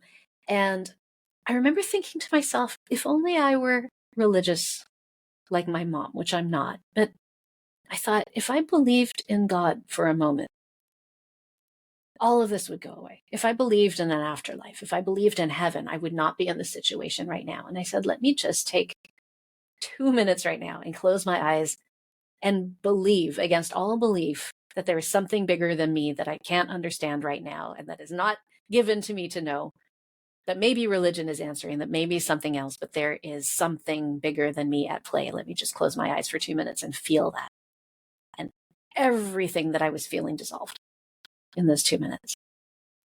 So I think what got me through was this practice of bringing it back to myself, these words from Giles, that this moment you and I are having, Rich, right? Like the ability to share, the ability to live this leading edge of life with someone else and to create these memories together. And the absolute firm belief that there is a greater picture that I am not privy to is what dramatically reduced my anxiety. And I'm a regular exerciser and that kind of thing now. I will always be prone to my chemistry. I'll always have anxiety. I'll always have depression. But there's a quote that I read at that time that also stays with me. I can't remember who said it, but he said, live first and then worry about the meaning of life and then live again. And I feel like I passed through that. I lived, I freaked the fuck out, and now I can live again. It's not, it is not worth dwelling and ruminating and being in that place when I can be reaching for joy. Right. A couple of things I want to highlight for the audience. One is the fact that animals are healers. Mm-hmm. We don't understand them from that perspective very often, but they are. And it's becoming more prevalent now, fortunately, that there are different groups across the country, also especially for the veterans, having a support animal, whether it's a cat or a dog, or if there's particular farms out there that are doing therapy where they have clients come to the farm where they can be around the animals and different things like that. There's a connection that takes place in the world when we're in cities, large cities, that doesn't exist when we're out in rural areas or out in nature, different things like that. It's a shift, it's a transition, and I don't know if it's just all of the concrete and metal structures that are in place that remove us from the ground, the earth, the animals, and stuff like that. We are fortunate enough to be able to have cats and dogs within city environments that is hugely helpful, as you had for yourself, your dog, that you felt like you didn't want to let her down. And I think that if people can afford to do that and have the opportunity to do that, sometimes there's charities who provide that without any financial obligation. But if you can afford to do that in those times, that deep, deep depression, having a cat or a dog that you can just look at and they don't care what you're dealing with, they just look at you with love, because that's all they feel for you is the love. A lot of times that will help get you through a period that seems to be so completely dark. Yeah. The other thing that I wanted to point out was, again, highlighting what Giles said to you, where you're looking at this huge environment and the focal point was the little pin on the board, right?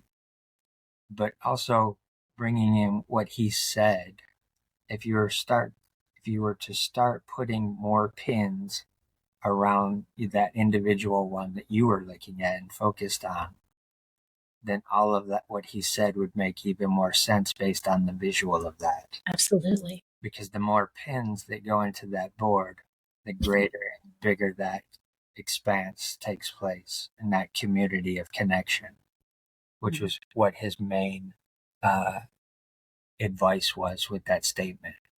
Mm-hmm. As you're shifting to a place of, all right, I'm now in this position where it feels like the right environment for me to be able to put my skills to use. And it's in an environment that's natural, that's supporting the natural environment of things. But I'm putting this structure, this educational combination of skills that I have developed and accumulated at this point. Is that starting to allow you to move through some of that anxiety as well? Mm-hmm. Yeah. Yeah,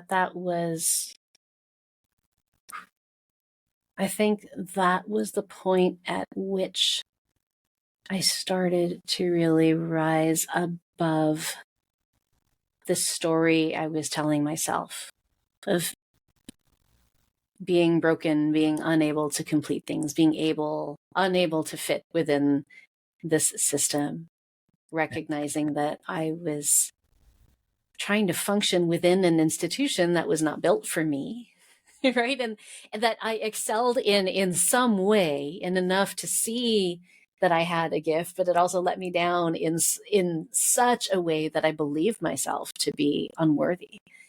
And I didn't recognize that I needed a change of environment.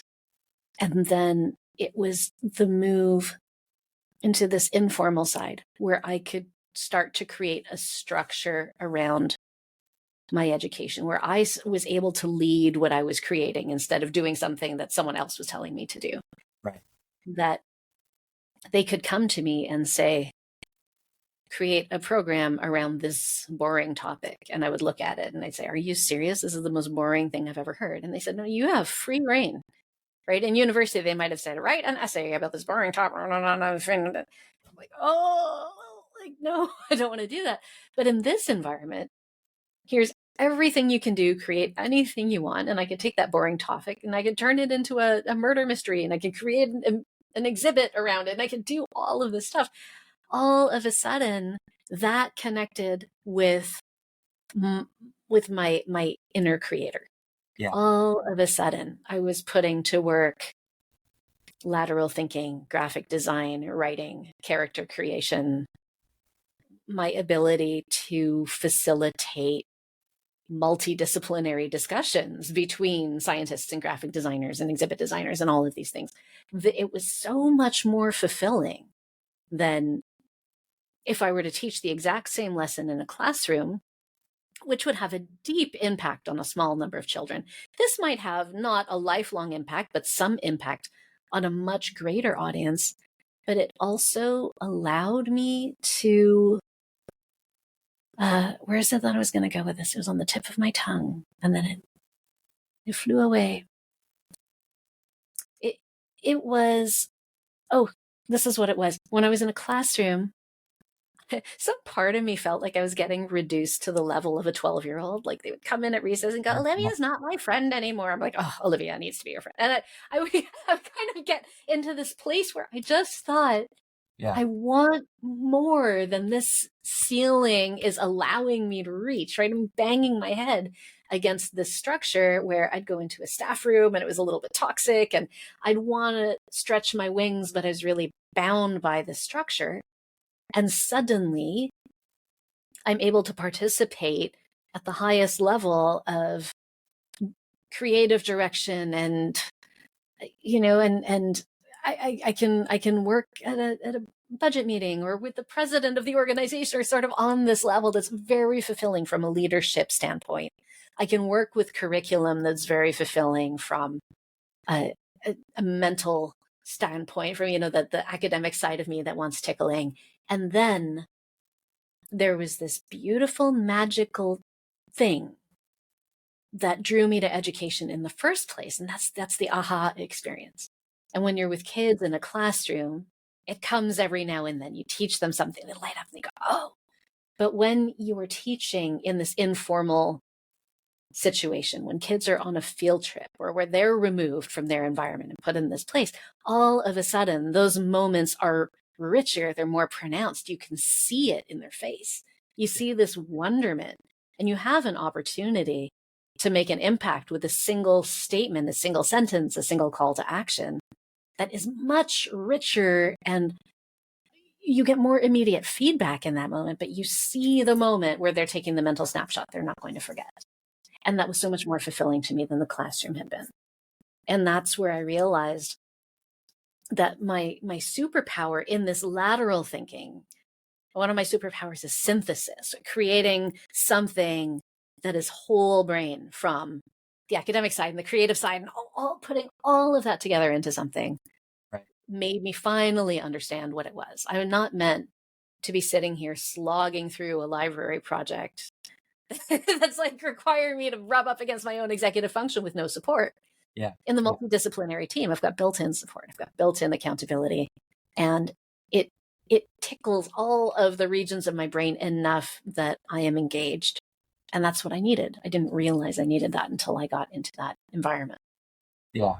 And I don't know if you've ever realized this or not, or even correlated it, but what I'm just picking up on is what you just explained is exactly the way that an artist or musician creates a song, or a conductor creates an orchestra. And from my perception, I'm saying that influence with your father having the music school has played out in what you've been able to do in creating these environments, these events, these curriculums. So you're creating that orchestral sound, that vibration, that thing that allows the tones, the vibration of the music to ease that internal discomfort within you, because it's what you're able to recognize across. Yes. Well said. I don't know if you've ever looked at it from that perspective or not, but that's how I was seeing it. I use the word orchestrating a lot. Okay. I say, I'm orchestrating a new program. So I don't think that I drew it out to that level, but it does feel like that, right? Some of my favorite words, orchestrating or constellating, the idea that you're taking all these disparate elements and pulling them together to tell a greater story, right? That the sum of the parts is greater than the whole. The whole is greater than, I don't know how that's said, but the idea being that I want to take these experiences out of a very flat environment that's laden with expectation and this black and white, heavy institutionalized thing, and allow it instead to sing, allow it to land with different people the way they need to hear it, because you've got all these different elements. Now, the person who is a visual learner can see it and remember it for them. The person who leads with their heart is going to have an emotional experience that sticks. The person who's a kinesthetic learner gets to put their hands on it and do. And so it just allows for a greater reach, for a richer experience for them and for me and for all of the people who are touched by these experiences. Right, right. Since you're in this environment, you're seeing how much it's allowing you to step into who you are and do the things that are becoming joyful to your soul, your spirit. How long are you in this environment, and where do you get to the point where you decide, okay, I think I may be done with this? Mm-hmm. I was in that environment for 7 years, just about. A few years with the aquarium. And I did a few different things with them. One was within the galleries themselves, within the aquarium proper. But then I worked on their outreach program where we got to drive a truck across all of BC and Alberta. We were visiting schools across 2 provinces and bringing live marine animals into all of these different schools and all of these different places. And we taught in a juvenile detention facility. Like, all kinds of things happened, right? And we taught 50,000 kids over the course of the time that I was working there. And so I loved every moment of it. I just absolutely loved it. I was shining. I was happy. This was great stuff. I ended up moving into Vancouver Aquarium is within a park in Vancouver called Stanley Park. And it is this great, big, beautiful Pacific Northwest rainforest, right, with the huge trees, and it's just gorgeous and green and beautiful. So I ended up moving from the aquarium into Stanley Park and managing the education programs for the larger park. And so there I had a few years teaching forest ecology, out in the forest, and intertidal marine biology on the beaches, and freshwater ecology over in our marshes. And so being able to take so many people, students and adults and community groups, and be out in that environment and be in the sun and the surf and the trees and think they're paying me for this. This is the greatest thing in my life. And Baggins, my dog, who had saved me back in Ontario, she ended up becoming my office dog. So when I worked in Stanley Park, she would trot along with me in through the forest. She would sleep under my desk. We would walk the trails at lunch. So it was just a beautiful time in my life. And then I got married, and then I got pregnant. And I had my entire first pregnancy while running these programs in Stanley Park. So I'm like hiking 10 kilometers a day with my belly, which was great. Kept me very fit. I was the fittest pregnant lady around. But then I had my son and fell madly in love on a very cellular level with my child, and realized that there was a flaw in the work I love so much. And that was that it paid peanuts. It was nonprofit, right? Education is beautiful, but I could not afford to send a child to daycare all day to continue doing that work. It didn't make sense to be losing out on my time with him just to rent him out to someone else. If it had allowed me financially to continue, I absolutely would have continued. But when I was faced with bringing in this much money for losing 40, 50, 60 hours a week with my child, I ended up choosing motherhood at that time. Okay. And I thought it would put it aside. I thought I would put everything aside. And I thought that it was going to equip me as the best mom in the world, which it turns out it doesn't. You still have to learn parenting skills, even if you've taught tens of thousands of kids. And it was a couple of years later, having my second child and deciding, like, okay, I'm going to just devote myself to this, when my husband said, no, let's start a business. My second child was a newborn. You want to start a business now? And eventually, all of the skills that I had put into place in these educational environments, I ended up repurposing in the business world, teaching people how to grow the things they're passionate about using these skills. But there was a bit of turnaround time here, me figuring out my family and getting a deeper why and becoming Mama Mia instead of just Mia. I had a couple of years of that, and then brought it back to business and started working for myself.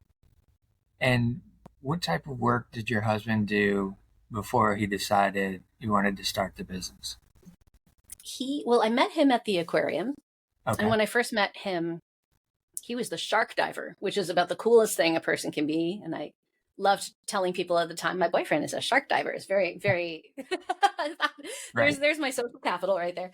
Yeah. But we both worked in education together at that time. He went on to communication roles within the nonprofit sector, and then he ended up working at the university. So he did high-level communication director work for the vice president of research at the University of British Columbia.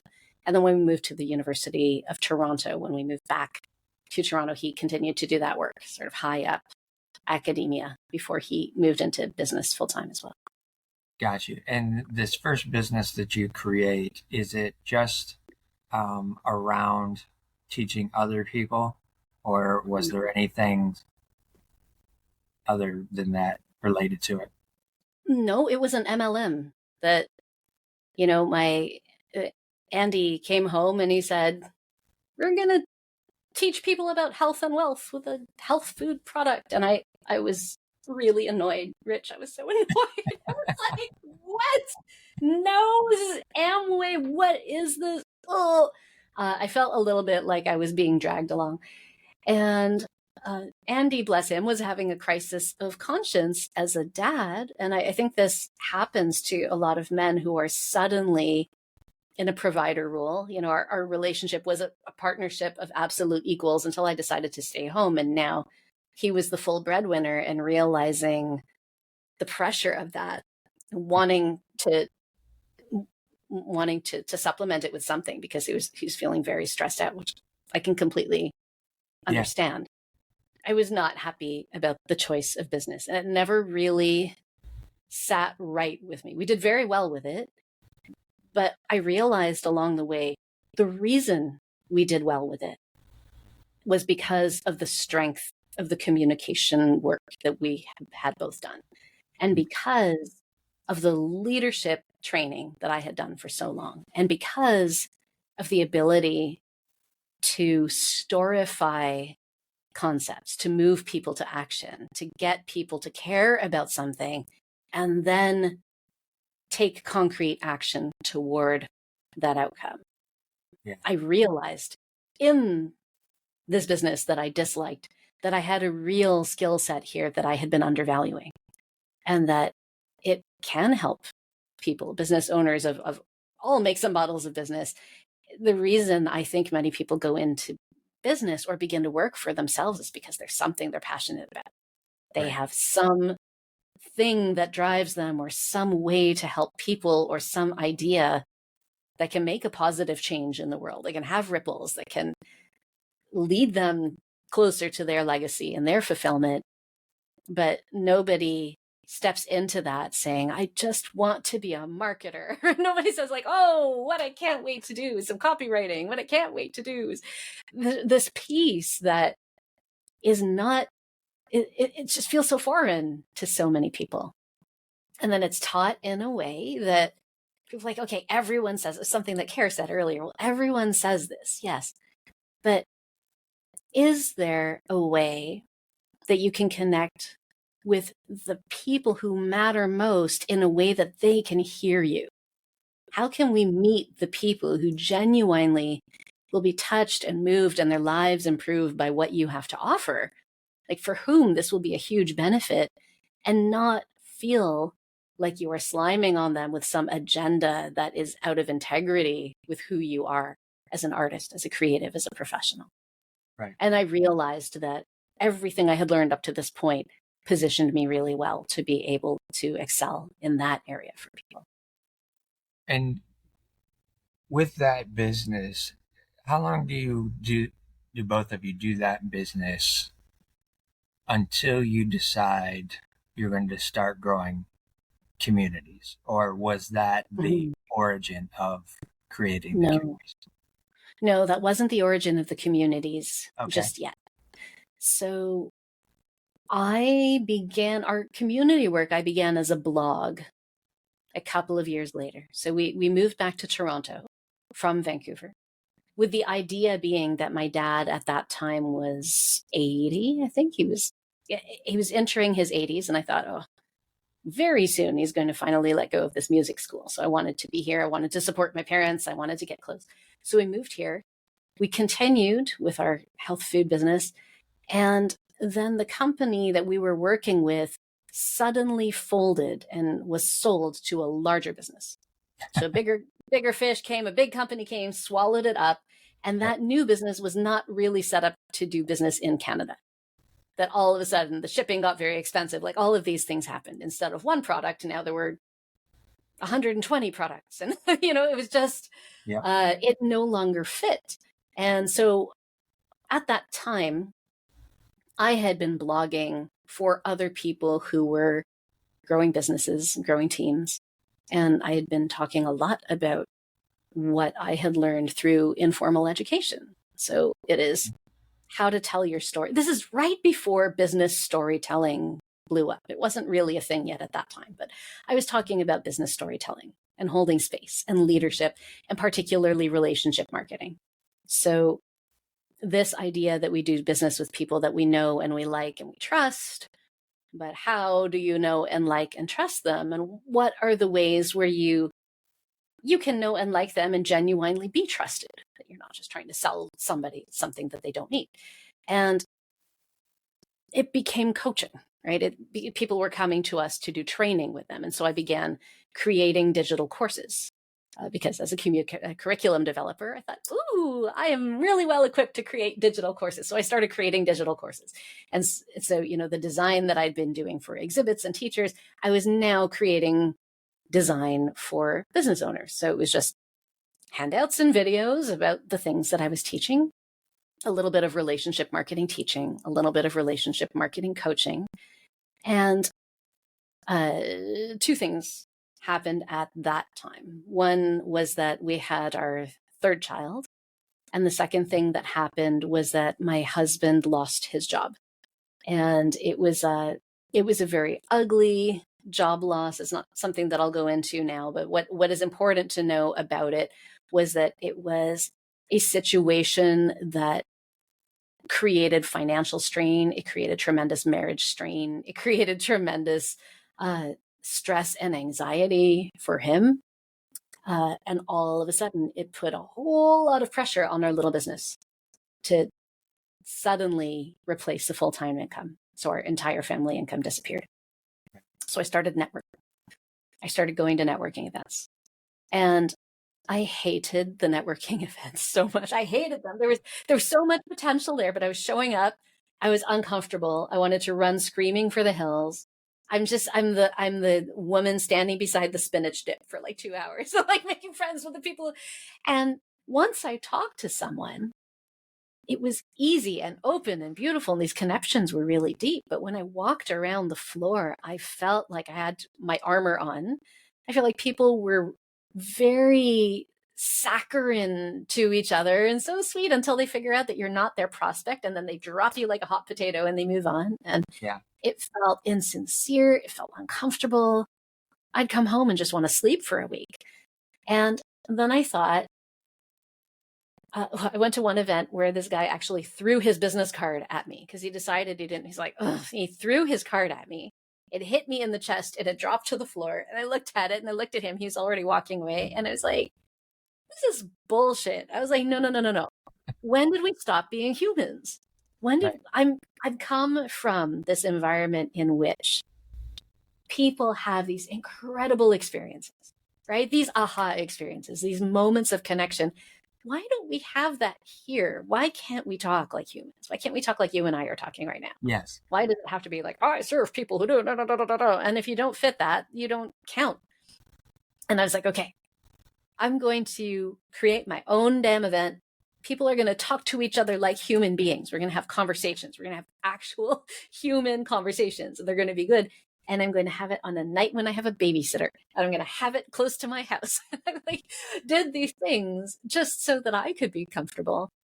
And before I knew it, I was hosting little local networking events that were conversation based. And I used all my design skills, and I created these super cool conversation starters and just a style of networking that put the human first. And so we'd ask each other what you would now see on Facebook or Reddit, but these really, these fun questions like, who's the best teacher you ever had? Or what's an unforgettable place that will always stay with you? Or what's the weirdest food you've ever eaten, or whatever. There'd be this round of very human icebreakers designed to get at a little bit of vulnerability, designed to give people choice so they could pick which question to ask instead of feeling forced, because that's important to me. And only after that moment of bonding happened, only once the room temperature rose and people are easy and comfortable and laughing and connected, at that point, it is allowed to become transactional, but not before that. And so what we're happening is all of these people, instead of standing around awkwardly, not knowing what to say, it's very clear what they have. They answer a question and everyone would lean in and everyone would listen. And then they're invited with a very specific script how to introduce their business. Okay, now that we all know that you partied with Bob Marley in 1976, now what do you do? Right. I'm a banker. You're a banker? Tell us more. And it created just this incredible community, this incredible connection. And that community grew to 1,300 people, 1278 or something within a year. And then people started to copy it. And people started to copy my copy. And I was so mad. I was like, do I tell them to cease and desist? What do we do? And then I decided to license it instead of issuing angry letters. I started teaching people in other cities how to host gatherings like this. And that grew and grew. And within 3 years, I had grown this little conversational group into there's 120 cities across 5 countries. We're in France and Belgium and UK, Canada, and the United States. Wow. And it all brought people to that aha experience, that moment that Giles talked about, that moment you and I talk about, when you see somebody and you ask them the kind of thoughtful, curious questions you're asking, and you want to know more. Yeah. And you're holding so much space for me to talk. And people don't listen to me, Rich. This is amazing. We can talk, but people don't get that. We don't get that in our lives. We don't have the eye contact and the chance for someone else to hold space while you tell your story, and then a chance to share with deep and sincere interest what you do, who you want to help, and how other people in the room can support you. And that became my passion rather unexpectedly. I didn't set out to create a networking community. It just constellated from all these experiences. Yeah. It's a culmination of your whole life story, essentially. Yeah. Because early on, it really is. Back in elementary school and being up-leveled into grades, you didn't have that connection, that community, that engagement, Exactly. right? Because you kept getting shuffled. Mm-hmm.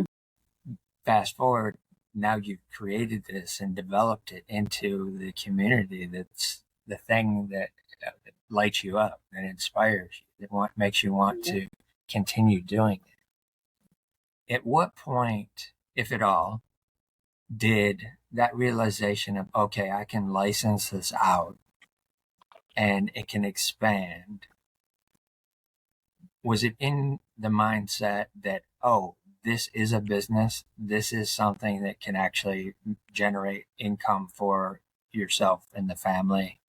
And what was that looking like? Yeah, it was part of that because I was searching for a solution. The clock was ticking, and we had a severance package that was running out. Yeah. So that it was what is here? There's something here. When people started copying it, I really understood that the community was worth something. When I first started the community, it was to feed my coaching offers. I thought, oh, like have a networking group. I can be at the front of the room. People are interested in me as a coach. I can start to coach people. When I realized that the actual coaching offer was how can you do this too? How can you create greater credibility and greater community in your life, in your business by hosting gatherings like this? And I created a leadership program out of that. But that wasn't entirely my idea. I ended up with a business partner. And so I had taken a program called Meetup Marketer with Jimmy Jays, who was a digital marketer in British Columbia. And he had a program that was teaching people how to use Meetup as their social platform. So instead of using Facebook or Instagram, using Meetup. So if you're a fitness trainer, say, you could host fitness events through Meetup, and people show up on Meetup because they want to go to a fitness event, so they can go and then they see you as the organizer, and it can benefit your primary business. And so that was the program that I used to first figure out how to create my networking group. I used Meetup Marketer. But when Jimmy created the Meetup Marketer training, it was not networking specific. It was, if you're a financial advisor, create a cash flow group. If you're a fitness trainer, do a fitness group. If you're a fill in the blank. So whatever group is related, if you're an artist, create an art group, and then people will come. Right. So I created a networking group, and Jimmy started to notice that of all of the students taking Meetup Marketer, my networking group was exploding. And he was like, your branding is fan-freaking-tastic. I was like, why, thank you. It's like, I love this. It is good. I really love it. But he realized it was taking off. And he asked me, and I came to him and I was like, people are copying my Meetup group. What do I do? And he said, how would you feel about making a networking version of this Meetup marketing course? Because he was already teaching Meetup Marketer. He said, what if we taught networking Meetup? And I was like, let's do it. So he already had a structure in place to be able to distribute this course training. I created the training, right? I created exactly what I did. I created branding that people could just pick and choose. If they wanted to create a networking group, they could create branding. They could choose from these 6 banners. We gave them the copy for their site. They just needed to learn how to facilitate the program. It really became a leadership program that was branded Authentic Networker, but taught them how to host these conversational groups. And the Authentic Networker umbrella became 100 and whatever number of groups that represented the number of students who were taking this program, running a small networking group in their city and growing it. So some of them grew really big. Some of them were more modest, but we were working with all of these people in their emerging leadership. And that was really fulfilling for me.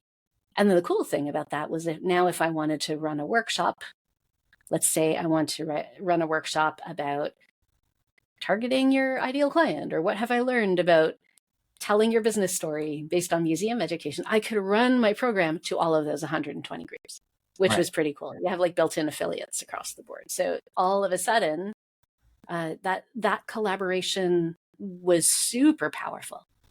Collaborations is where it's at, right? I couldn't have done it on my own. He couldn't have done it on his own, but together, we put a really cool thing together. Nice. Mm-hmm. And how long has that been sustaining? It is no longer sustained, Rich. There was a crash. There's more to the story. What happened? COVID happened. So when COVID hit, that was the height of networking meetup for me. We had over 100 groups. We had all of these different countries. And when the entire world went into lockdown, many of my friends who had businesses were able to pivot online eventually. I mean, some of them did it quickly. Some of them took them a while, but pivoting your business online took a certain skill set, right? Which I had. But I realized I wasn't just pivoting my business online. I was pivoting 120 different situations online. And so with all of my group owners, some of them were in Florida where everything was open. And some of them were in Toronto here where we were locked down for over a year, right? So every single group was different. And what was difficult at that point was that I became support for all of these individuals, and the money was no longer coming in, right? Everything stopped because people were no longer meeting in person. And I could pivot some of them to online, but I couldn't do that and also support every single one of my clients. And it started to create tremendous strain on my marriage. My marriage ended up dissolving. So it had, I feel like COVID just brought a magnifying glass to everything that's going on. People who are strong remain strong, and there were cracks already showing in my marriage. But when you add business stress and financial stress to that, it ended up falling apart. And so we put that on hold. I continued to do online programs for a while, but all of a sudden my marriage had ended and I became a single mom. And then I moved back in with my parents to help me land during COVID until that ended and I could go out and find my own place again. Yeah. And then in that time, my dad became very sick and I ended up being his caregiver for 4 years. And so my circumstances went into a black hole for a little while. And it's interesting because Meetup never really picked up again. It's still there, but people are not using Meetup the way they did before COVID. Yeah. So I continue to have my email list, but what I got to do and what I'm doing now as I'm rebranding, and one of the reasons that I was in touch with you again was to think, what made this community so powerful and what can I do now that remains relevant? I'm not sure networking is the way that I want to continue to go, but the heart of what I offer is that powerful space, the space that empowers the creative, the solopreneur to lead with that passion. What's the aha experience? Is it still networking? I don't think that's what people are waking up and saying, gosh, I wish I could network. But there is more, right? I'm noticing there were more people like me who are struggling to get started. There are more people like me who have this incredible thing to give, but goodness, we need a little bit more support than just our little old selves through the executive function struggles to get this thing going. And so I have been so lucky to be able to continue to be in touch with a lot of my list, but taking that community and finding ways for it to give back to itself, finding ways to resurrect it, and figuring out what is still relevant. What about me still matters? What have I got to give after this time away with all my successes and all my failures in so many areas? What is the common thread? And I think the thread for me is that my gift is creating meaningful spaces where things happen, right? Where people's voices can rise, where people's passions can grow. And so I'm creating a new and different community out of that. And then really tapping into my personal struggle more than I did before. What did younger Mia need that this Mia can create for all the future Mias? Yeah. So what would have helped me during the times when I had the biggest struggle with my mental health, with my executive function, with my direction? It was a community with just the right structure. And so what I am doing now is just pouring everything I've got into a community that provides that structure for someone who wants to branch out on their own the way I did.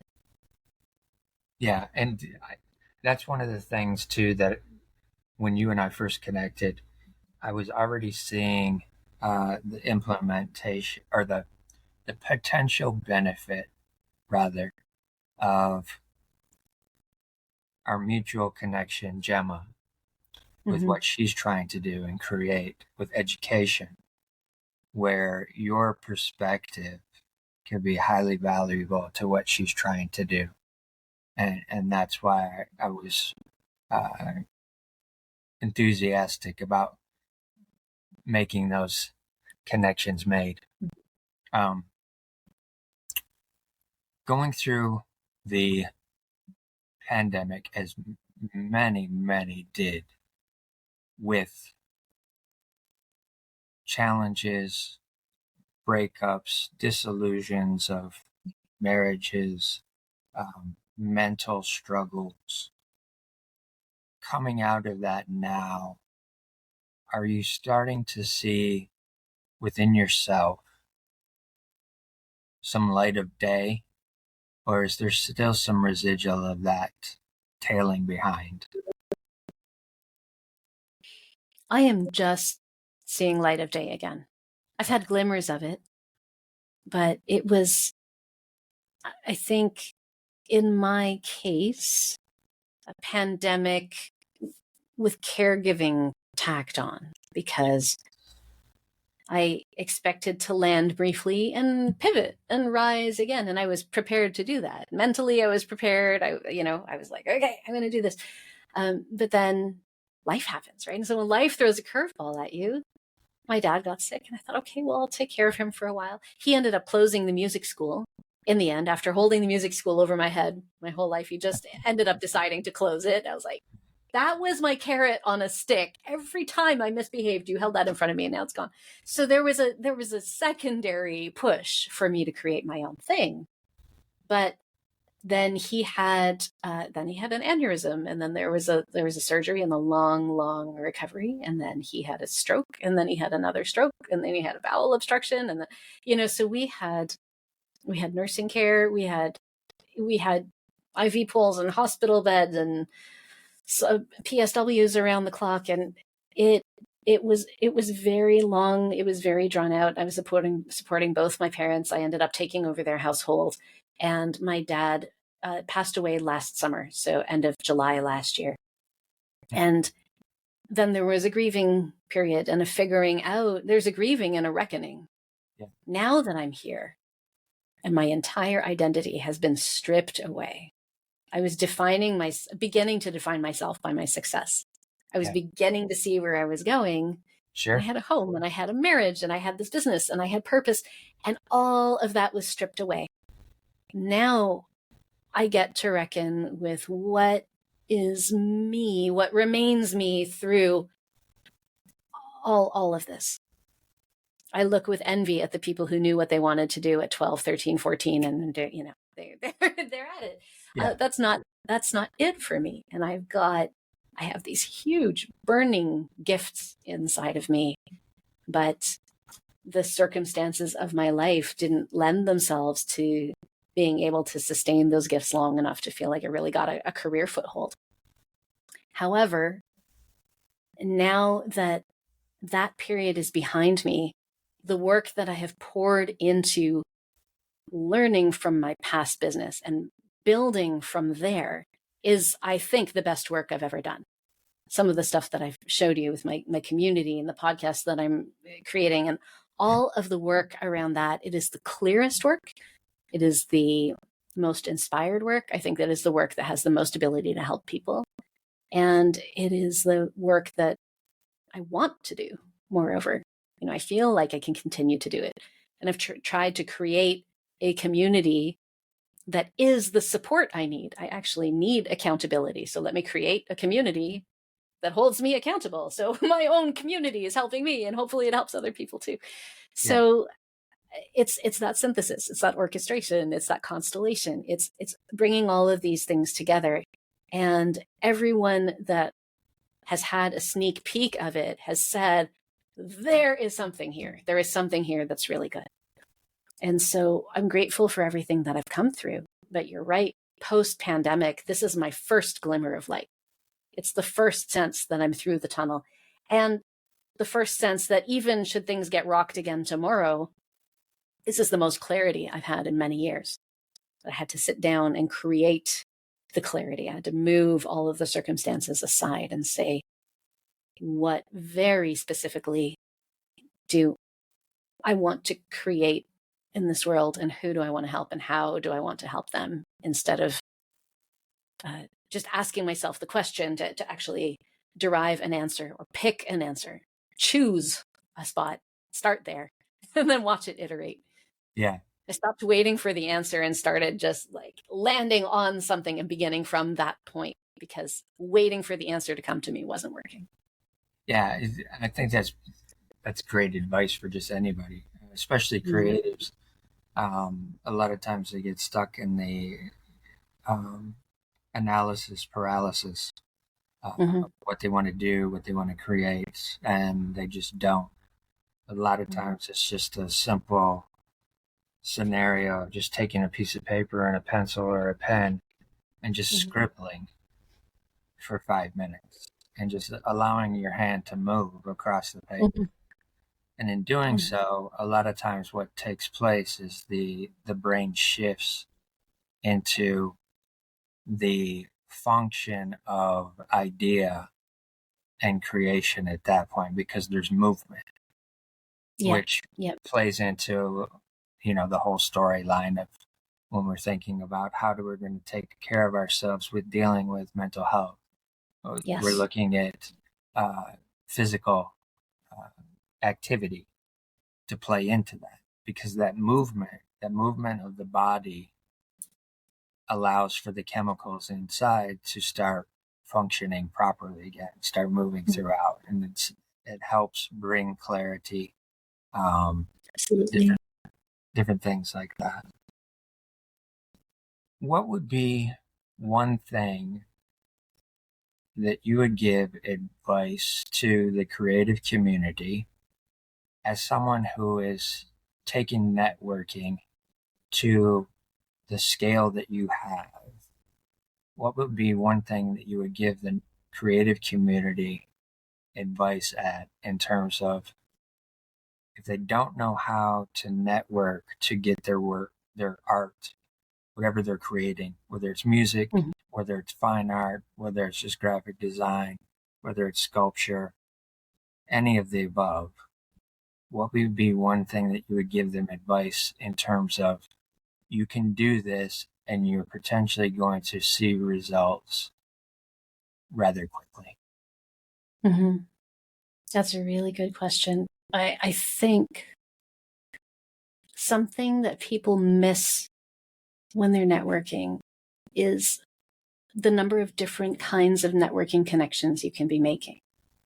And I know I missed it. When I first started networking, I was looking for clients. Buy my thing. So you're looking for people to engage with your work or purchase from you, or something like that. And that, I think, is what was creating a lot of the discomfort on both sides. A lot of the awkwardness is trying to sell and pretend you're not selling, and entering into networking as a buying and selling proposition. When you stop to think, a lot of us here, okay, we're not hunting, we're farming. You've got to plant the seeds, you've got to give value, you've got to nurture the relationships. We all kind of know that. But what I have learned that has been most beneficial was to really think about categories of relationships as you're meeting people. So there could be the person who's your ideal client. Probably not. Maybe 2-3% of the people you meet might be your ideal client, sure. But then there could also be collaborators, right? Like Jimmy. Some of the most valuable relationships in my world have been the ones where we have a common mindset. We maybe serve the same kind of audience, and we can put something together. We can share each other's audiences. We can do what you and I are doing, Rich. Like we can have discussions. We can reach broader people. We can facilitate conversations that just have a greater impact in the world. And maybe that is a collaborator on a single project, single episode, but maybe it's a collaborator like Jimmy, where we worked together for years and we created full-time incomes for each other. So collaborator relationships are often overlooked. There's also mentor relationships. You might be networking and you go, wow, like she's so good at LinkedIn or whatever it is. And that person can mentor you a little bit. They might give you 2 or 3 tips that double or triple your traffic, right? They give you one way to handle objections that increases your conversions, or these things we can learn from each other that are just as valuable as turning that one person into a client. Maybe they help you get 3, 4, 5, 10 clients. Maybe the relationship is an influencer relationship where they have access to an entire audience that you don't. And by partnering with them, by giving them some value that they can share to their audience, Grover agrees over there. But by doing that, you can have a much greater impact. And so stopping to make that a little bit more deliberate before entering into a networking situation or before a big social media push, really thinking, what could I use in my business right now? Is it referral partners? Is it mentors? Is it collaborators?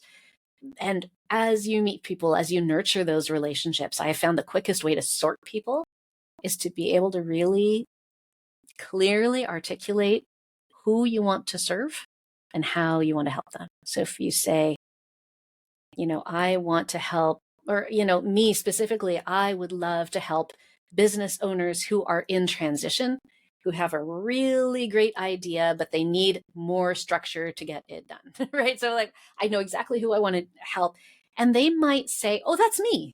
Then they're the ideal client. And they might say, oh, that is my mother. Then, okay, they're a referral partner, right? And they might say, oh my goodness, I serve that kind of person too. Now, you've got a potential collaborator. So being able to articulate who it is really gives you a chance to nurture the relationships in a way that makes sense, instead of this blanket, like, add value. What kind of value are you adding? Until you know how you work in relation to each other, you don't know what kind of value to add. So staying in touch and figuring out how you can help each other is a really powerful use of networking that I think a lot of people miss. That's perfect.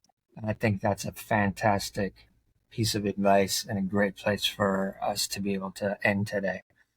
And with that, I always want to remind the audience with a final thought, and that is to listen to your heart, but always be kind to your mind.